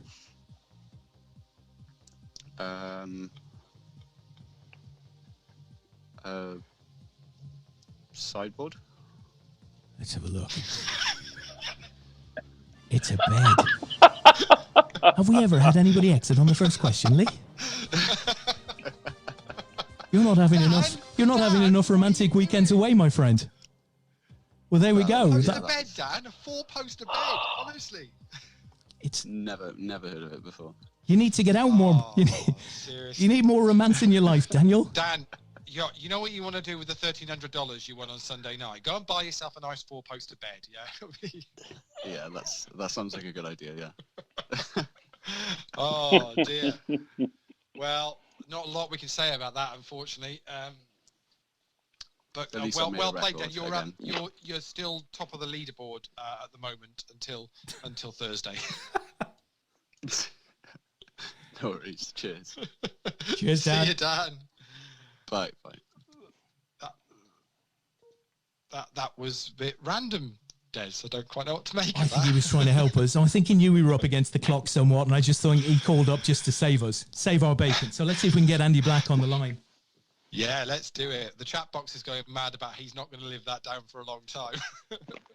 There we go, guys. And that was the moment that poor Dan had his four-poster sideboard experience, which, tough one. Yeah, that was... That's a classic. Okay afterwards, I'm looking forward. Well, did he take it okay? Yeah, absolutely. Yeah. And do you know what? Dan would know stuff that I wouldn't have a clue of. That was an odd one, but as he said, he just hadn't heard of a four-poster bed, and that's life. If you haven't heard of it, you haven't heard of it, and that's just it. So he was really unfortunate to get that question on his first question when he didn't know it. And, obvious to a lot of us, of course. Yeah, Shug? No, I was going to comment. Do you not think that question was just the luck of the drawers? Oh, it's completely the luck of the draw. No, luck of the drawers. Seen it's a sideboard. No pun intended. It's terrible when I have to explain my jokes. No, to be honest, I just didn't hear the extension of the word drawers. A good joke. And now look, I suppose that sort of highlights maybe the problem with Turbo Millionaire, because Dan, come on, fair play to him. He's put himself forward to do it. There's lots of people listening in, and there isn't a single person that thinks badly of him for getting that question wrong, because we all know there are lots of things that other people know that we don't know, right? I'll be the first to put my hand up. So he's unfortunate to get that question first, and of course, as Lee says, there's a lot of banter in the chat box about it, which you'd expect, because banter is part of what we do. And hey, I've had banter with you guys over the last few weeks, you know that, but it is just banter. It's like, that's the type of game Turbo Millionaire is. You can come on, get 5 great questions that suit you, and be a hero, right? Or, and I think we've lost it there, Frank. I hope you can call this winner for us. Or alternatively, you can come on and just get one bad question up front, and suddenly you're left looking, with your pants down, sort of thing. And I think that's unfortunately what happened to Dan, which is a real shame. Yeah, Dan is good fun, actually. Great lad. We had great fun in Prague with all the Welsh guys and English. Everyone. We ended up in the Irish pub then. And great fun. Dan was very, very good. He was really, really good fun. Yeah. I'm sure he didn't take any offense or anything. Everybody Oh, would no. laugh over it. And that No, was no, it, no, you no, know? no. A bit of banter, Yeah. but that was absolutely it. But that was the challenge with the format. Now, listen, before we finish off on that story, did you see who won that, who took that final Yeah. hand, Frank? Can you just tell us? Well, Greta Carlson Yeah, won it.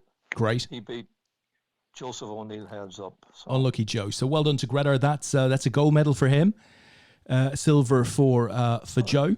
And Peter from the Czech Republic got the bronze. Yeah. So we'll ensure, guys, that we get your details for medal posting and all of that good stuff. That will happen early next week. The whole process will start. But well done on your results there.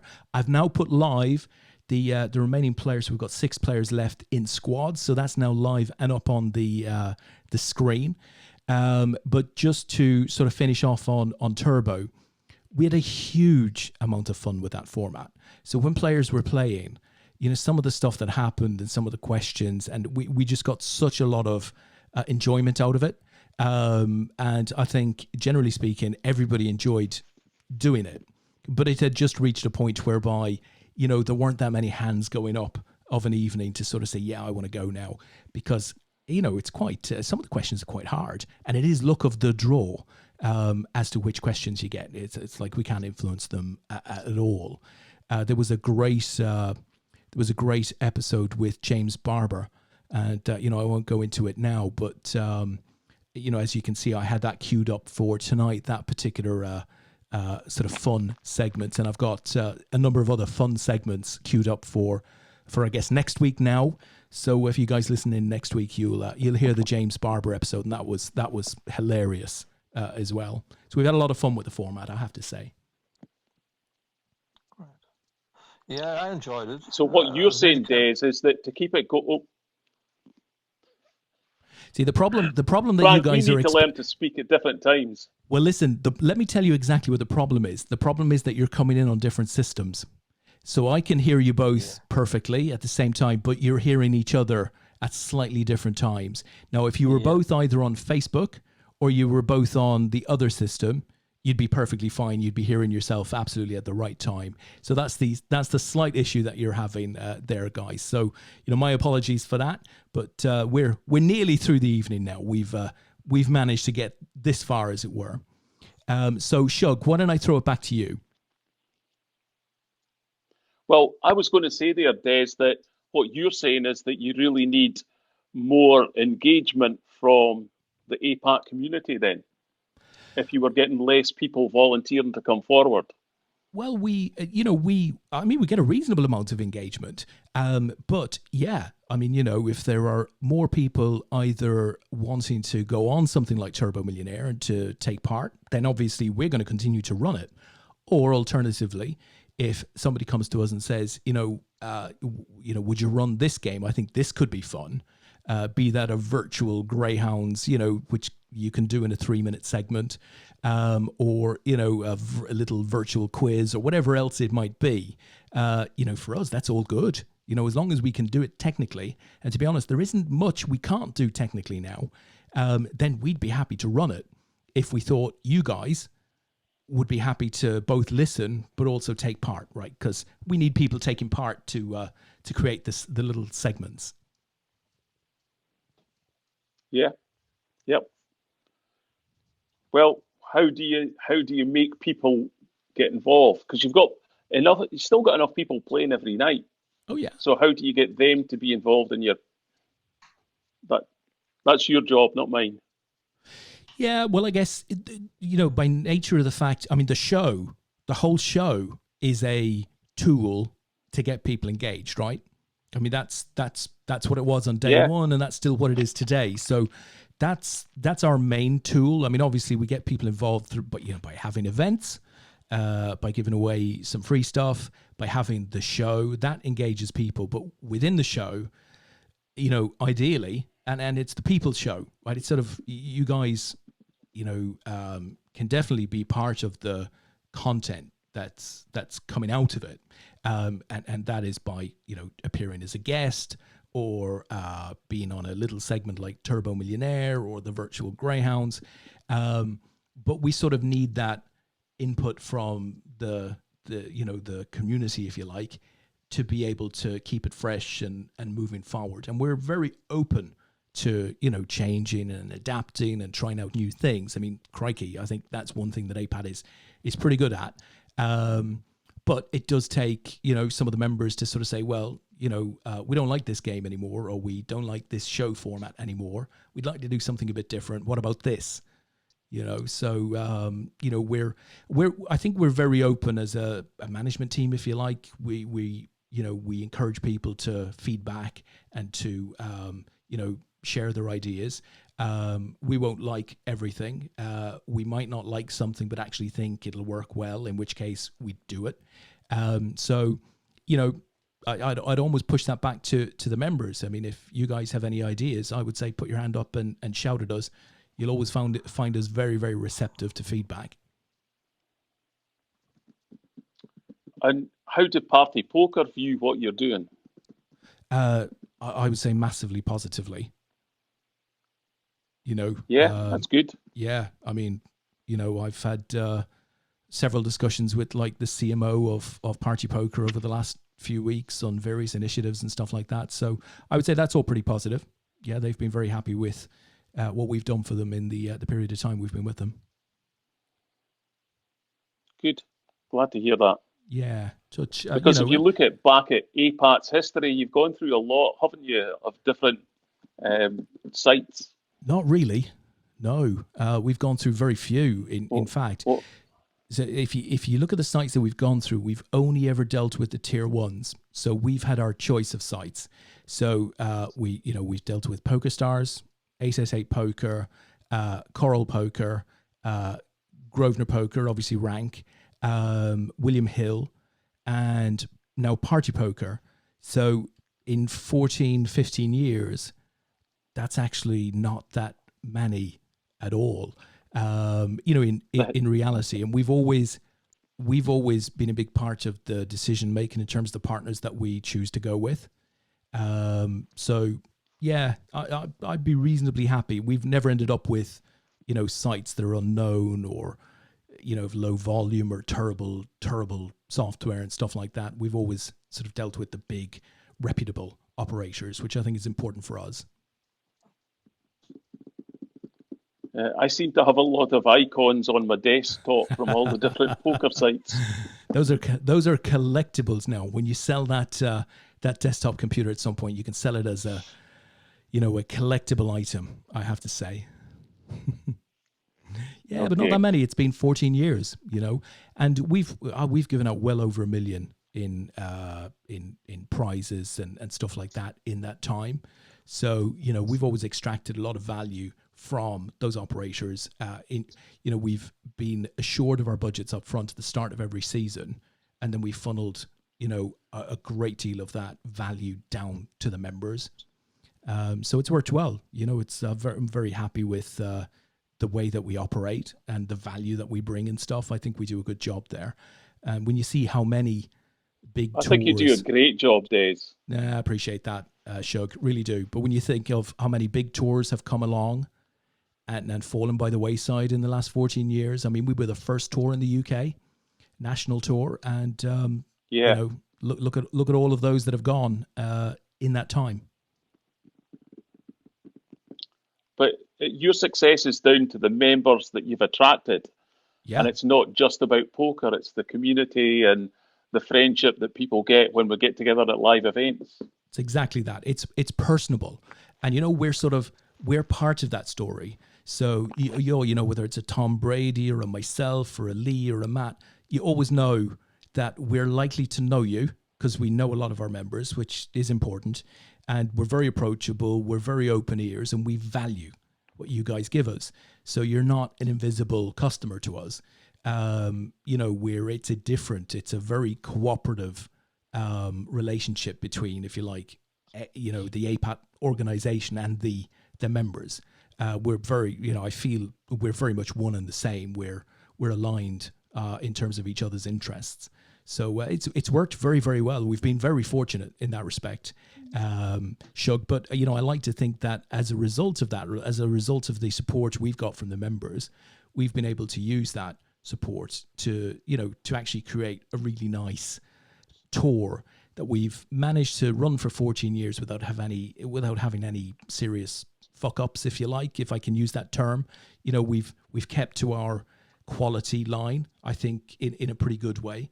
You know, that's just brought us further loyalty from the members. You sort of trust what you'll get with APAT. You know, we'll look out for you guys. And, you know, as a result, players come back and play with us every year, which is fabulous. Yeah. Yep, I agree. Apart from You've got Kevin a good product. Yeah, it is a good product. We think so, but you know, we're not so advanced in our own interests that we don't realize it continually needs to be refreshed, and you know, and you guys should be part of that discussion. You always have been in the past, and you should always be going forward. So yeah, I mean, that's, you know, why I would ask the question, for example, you know, is there anything you think we should be doing to shake things up a bit or refresh things a bit? I think it's... can I get a word in? Yeah. Is the show finished? Go for it, Frank. Well, Who's that guy speaking? Kevin O'Hanlon has just mentioned some karaoke bar in where was it? The last place we were in? Some tiki bar somewhere. Yeah, I see that. Don't mention about me falling asleep in the karaoke bar, Frank. Yeah. So by Kevin mentioning it, you mention it. Yeah. What? Tell us this story. What was this? I have photographs to prove it as well. He fell asleep for about half an hour, and we all took advantage of. He had his head on. You know, can you imagine him on a bar with the head between the arms resting? You know, and we put all sorts of different funny hats on his head and took various photographs. And I have a few of them as well. I showed him a few of them. He said he laughed. He was very good. He laughed at it himself when he saw it, you know. But it was a great night. It was Prague. It was the last night of the tournament, and we all had a good time. That was the night that I was mentioned Dan Lowe and all, great fun, all the Welsh guys and all. Yeah, good bunch of lads. Great. So maybe if you organise a karaoke night, that would be a good thing. I would love a karaoke night. Yeah. No. It can't happen now, but anyway, but it is the members, as Shug said, you know, are many, like I joined APAT in season 3, and I've been a regular member since, you know, but I'm sure there's guys who've been since day one. Oh, for sure, members. Yeah. You know, that just shows you how popular APAT organization, you know, the people in it, you know, so you're doing the right thing, and the members enjoy what you're doing, you know, so just carry on what you're doing, Des, really, you know. Well, we definitely don't want to be stepping backwards. We only ever want to step forwards. And wouldn't it be nice, guys? Wouldn't it be nice to think early in the new year we could start getting back to business as usual? That would be something to look forward to. Yeah, well, sure. Yeah, I agree.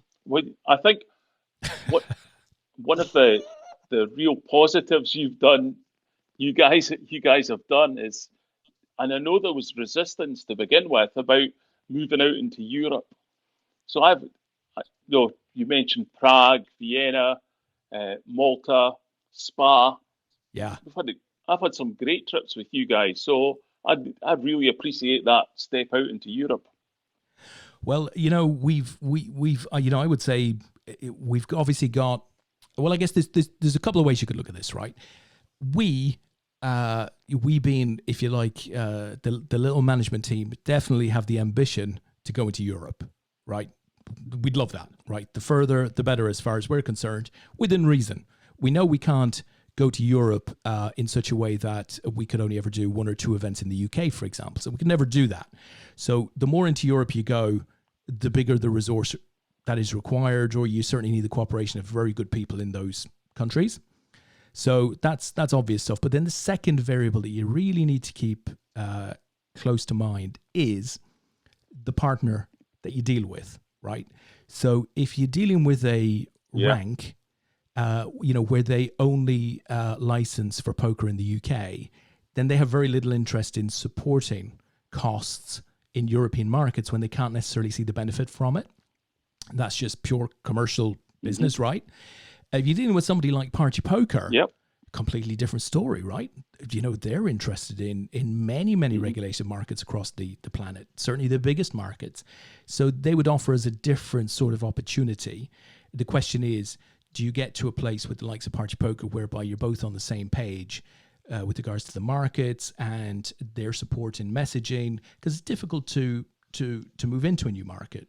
But, you know, particularly if we're in a position whereby we don't encourage players from outside of our core markets to play, you know, if we treat them as outsiders, for example, because when you do eventually, you know, pitch up your tent in one of their markets, there's nobody in the space that recognizes you.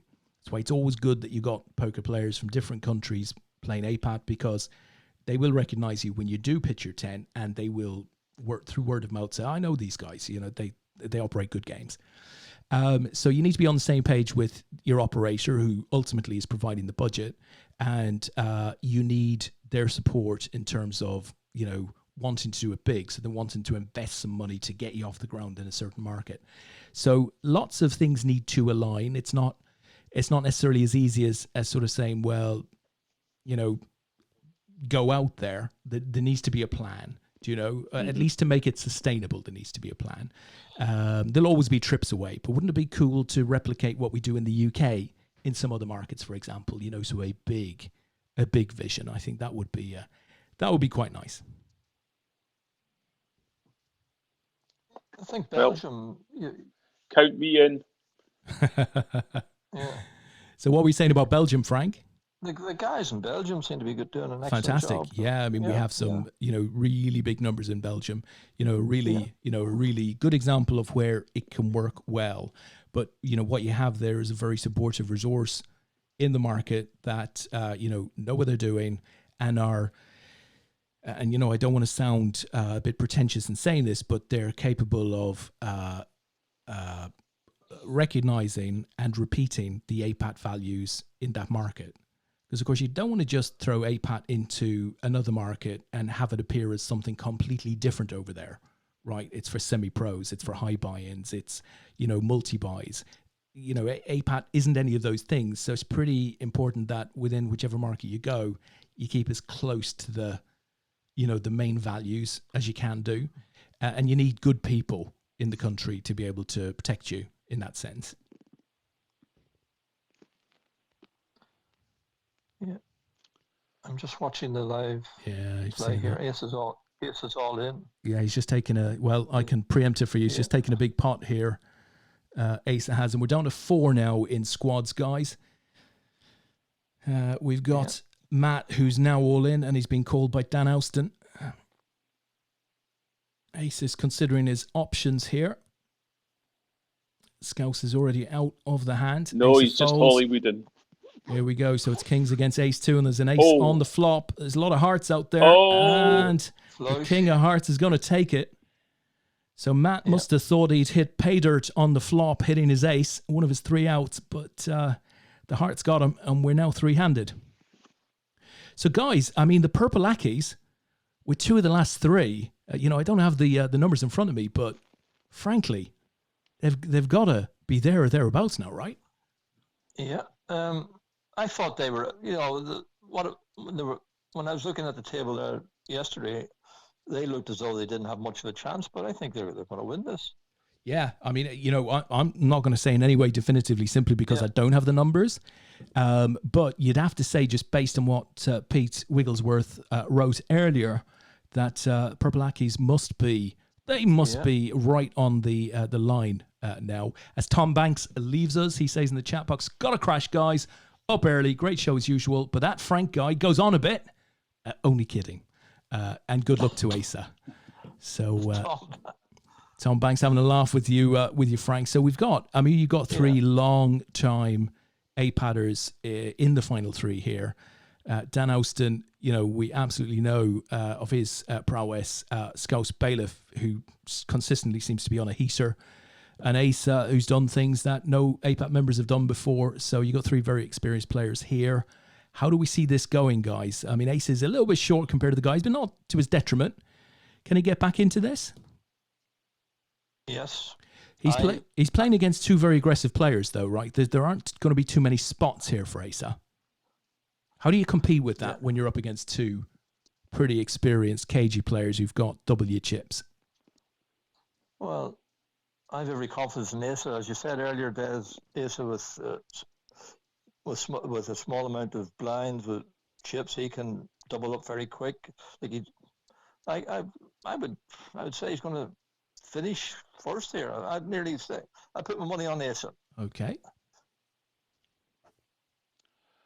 I don't want to put.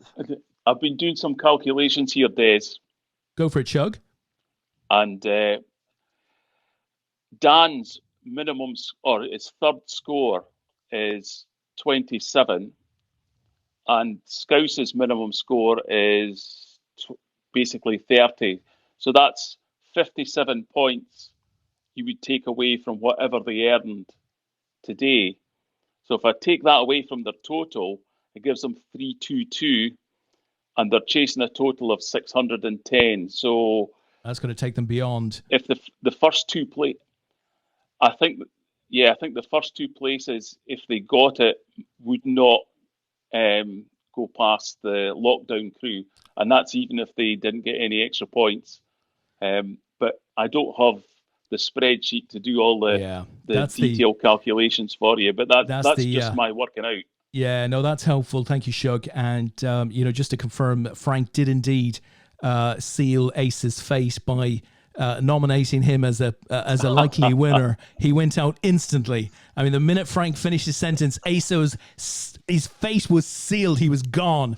And we are down to 2 now. We are heads up. It is Scouts with 5.8 million chips. He's just taken Ace's remaining 1.6 million against Dan. So 2, best friends, both purple Ackies.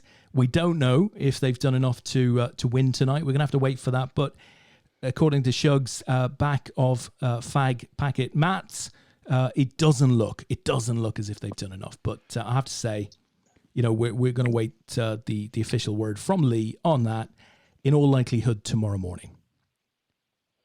This should be an interesting heads up. Okay, because... Des, I'm. Yeah. Des?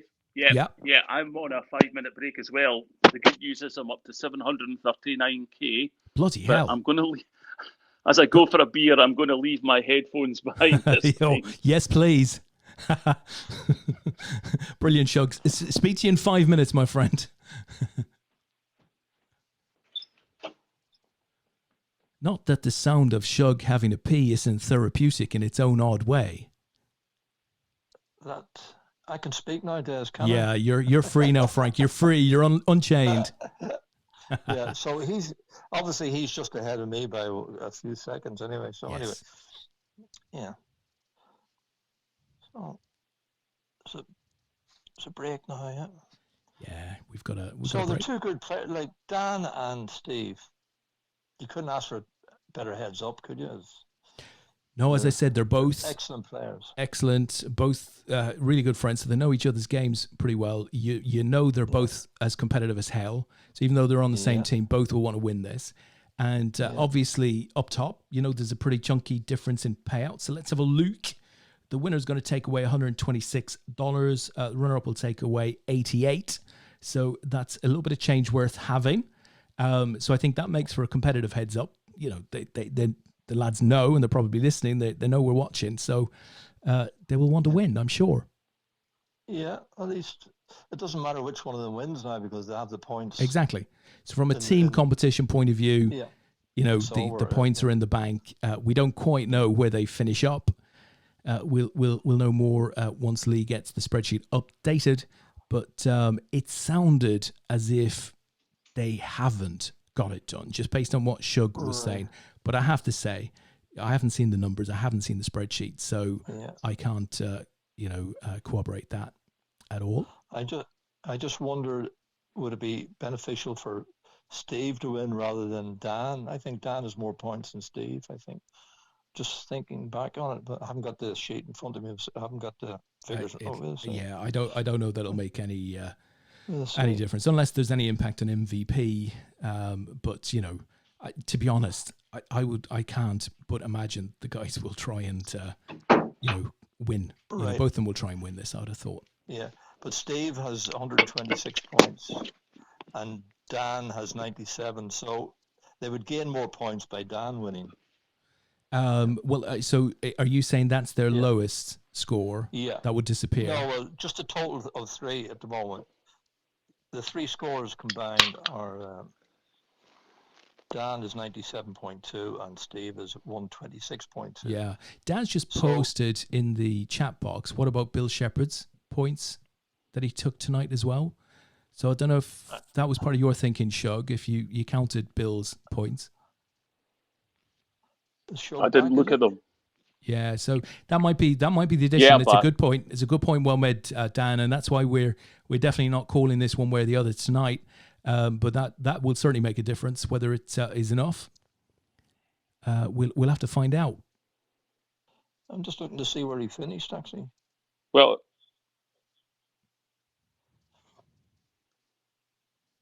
Okay, guys. So the play is back. Dan's on the button, raises it up, and I think we're just going to see a lot of raising here. Scouse immediately Yeah, bets him. I-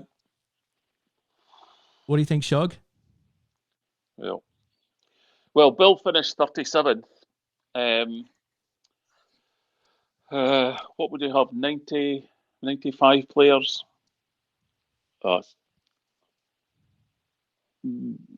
Yeah, that might make a difference. It's too close to call. I would hate to say it either exactly. way. It's too close to call. Cool. Well, this is typical of the format. I don't quite know how Leigh did it, but he came up with a mathematical format that every week seems to create drama, all the way through to the final 2 or 3 players, which, given the amount of points allocated in the week, is insane that it's continually coming down to the last few players. And you guys have been superb in this. I mean, you've won it, twice in the last 4 weeks? And you've had a runner-up spot as well. Would that be right? 3 times. 3 times. There you go. And a run, No. 3 times and a runner-up. In the last 4 or 5 weeks, which is phenomenal. Yeah. And if And we the had guys do a the win business right here, at the beginning. Yeah. if the Purple Lackeys do the business here, it means they'll have won more than us. Oh, there you go. Well, there's always something up for grabs, I have to say. I think Shug was having another drink. Not that we there, are counting. Well, everybody's competitive, and that's why this league is still going on. Everybody wants to win it. Yeah. Frank, are you going to drop me for next week? Well, I've dropped myself twice in the last 2 weeks, so I think I may be playing next week. Yeah. To be But- fair, you deserve no. to be dropped. You could be right, Shug. Definitely. But But Fantastic. I would have scored. I would have scored a few points tonight, but anyway, I'm not in the team today, so scored nothing for the team. So we have a good mixture of players anyway, Shug, haven't we? From yeah, our young gun, Mr. Cody, who gave us all a heart attack last Sunday, knocking. I saw that. He was like a Gary wrecking ball. Holmes out. Oh, He was God. aiming at everyone. Didn't matter. It didn't matter, yeah. But he said afterwards he just got overexcited. Oh, that happens. during the mix max this week, I ended up 3-handed with myself and Marion. I think that's Yeah. the guy's name. Yeah, Giori. And yep. Cody.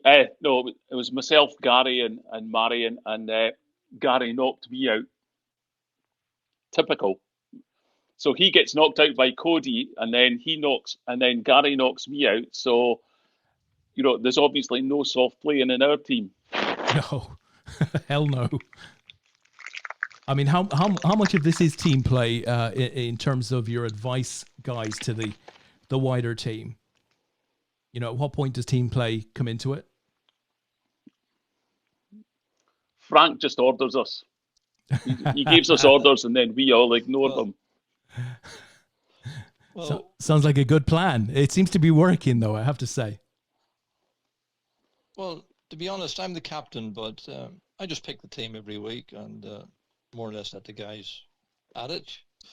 But we keep in touch on our Facebook page and our group page, and just let everybody know who's in and who's who we need to watch, and here's an all in here.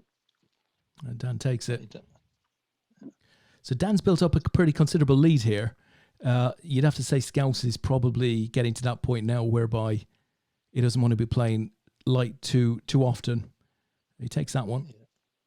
But he knows what he's doing, so I'll trust that he's making the right decisions. Dan has some results in the last few weeks as well, hasn't he? Yeah. He's always thereabouts as well. I mean, Dan's been having results for 10 years. 10, 15. Yeah. Okay, that's a bit of a fruity... here we go. And Dan's hit the flush. All over. And that is it. That is it. Dan hit the flush there, managed to get Scouse to commit, and that was all she wrote. So well done to Dan on winning tonight's squads game. It was a real success for Purple Aki overall, with Bill coming in 37th, so scoring some points, and Scouse, of course, coming in second. Can't confirm the final result, guys, unfortunately, so apologies for that. Leigh unavoidably absent tonight.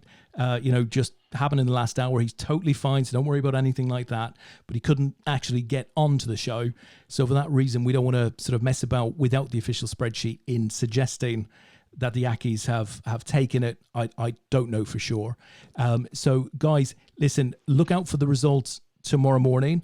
All being well, Leigh will have published it then, and that will give you clarity on who's taking the MVP and who's taking this week's squads. But outside of that, I just got to say a huge thank you to Shug and Frank for joining me, for the last couple of hours. The time has just flown by. So, obviously we've missed Leigh, but actually the time has just flown by. So that's been absolutely brilliant, guys. Thank you very much for your time. Thank you, Des. It was a pleasure, Des. Yeah, lovely, guys. And we'll do it again, I'm Frank. sure. And finally, Lucas, just for to you the guys... 100th show. He's difficult, Frank, isn't he, Shug? He's always talking in the wrong places. So just to you guys out there as well. So, hope you had a good night's poker, a good week, in squads and what have you. And we will be back for the 50th episode. Apparently it's our anniversary episode next weekend, episode 50.5. So touch wood, we'll all be back online for that next weekend. Enjoy your poker between then and now and then. Okay, guys, night. That's it from us. That is a wrap.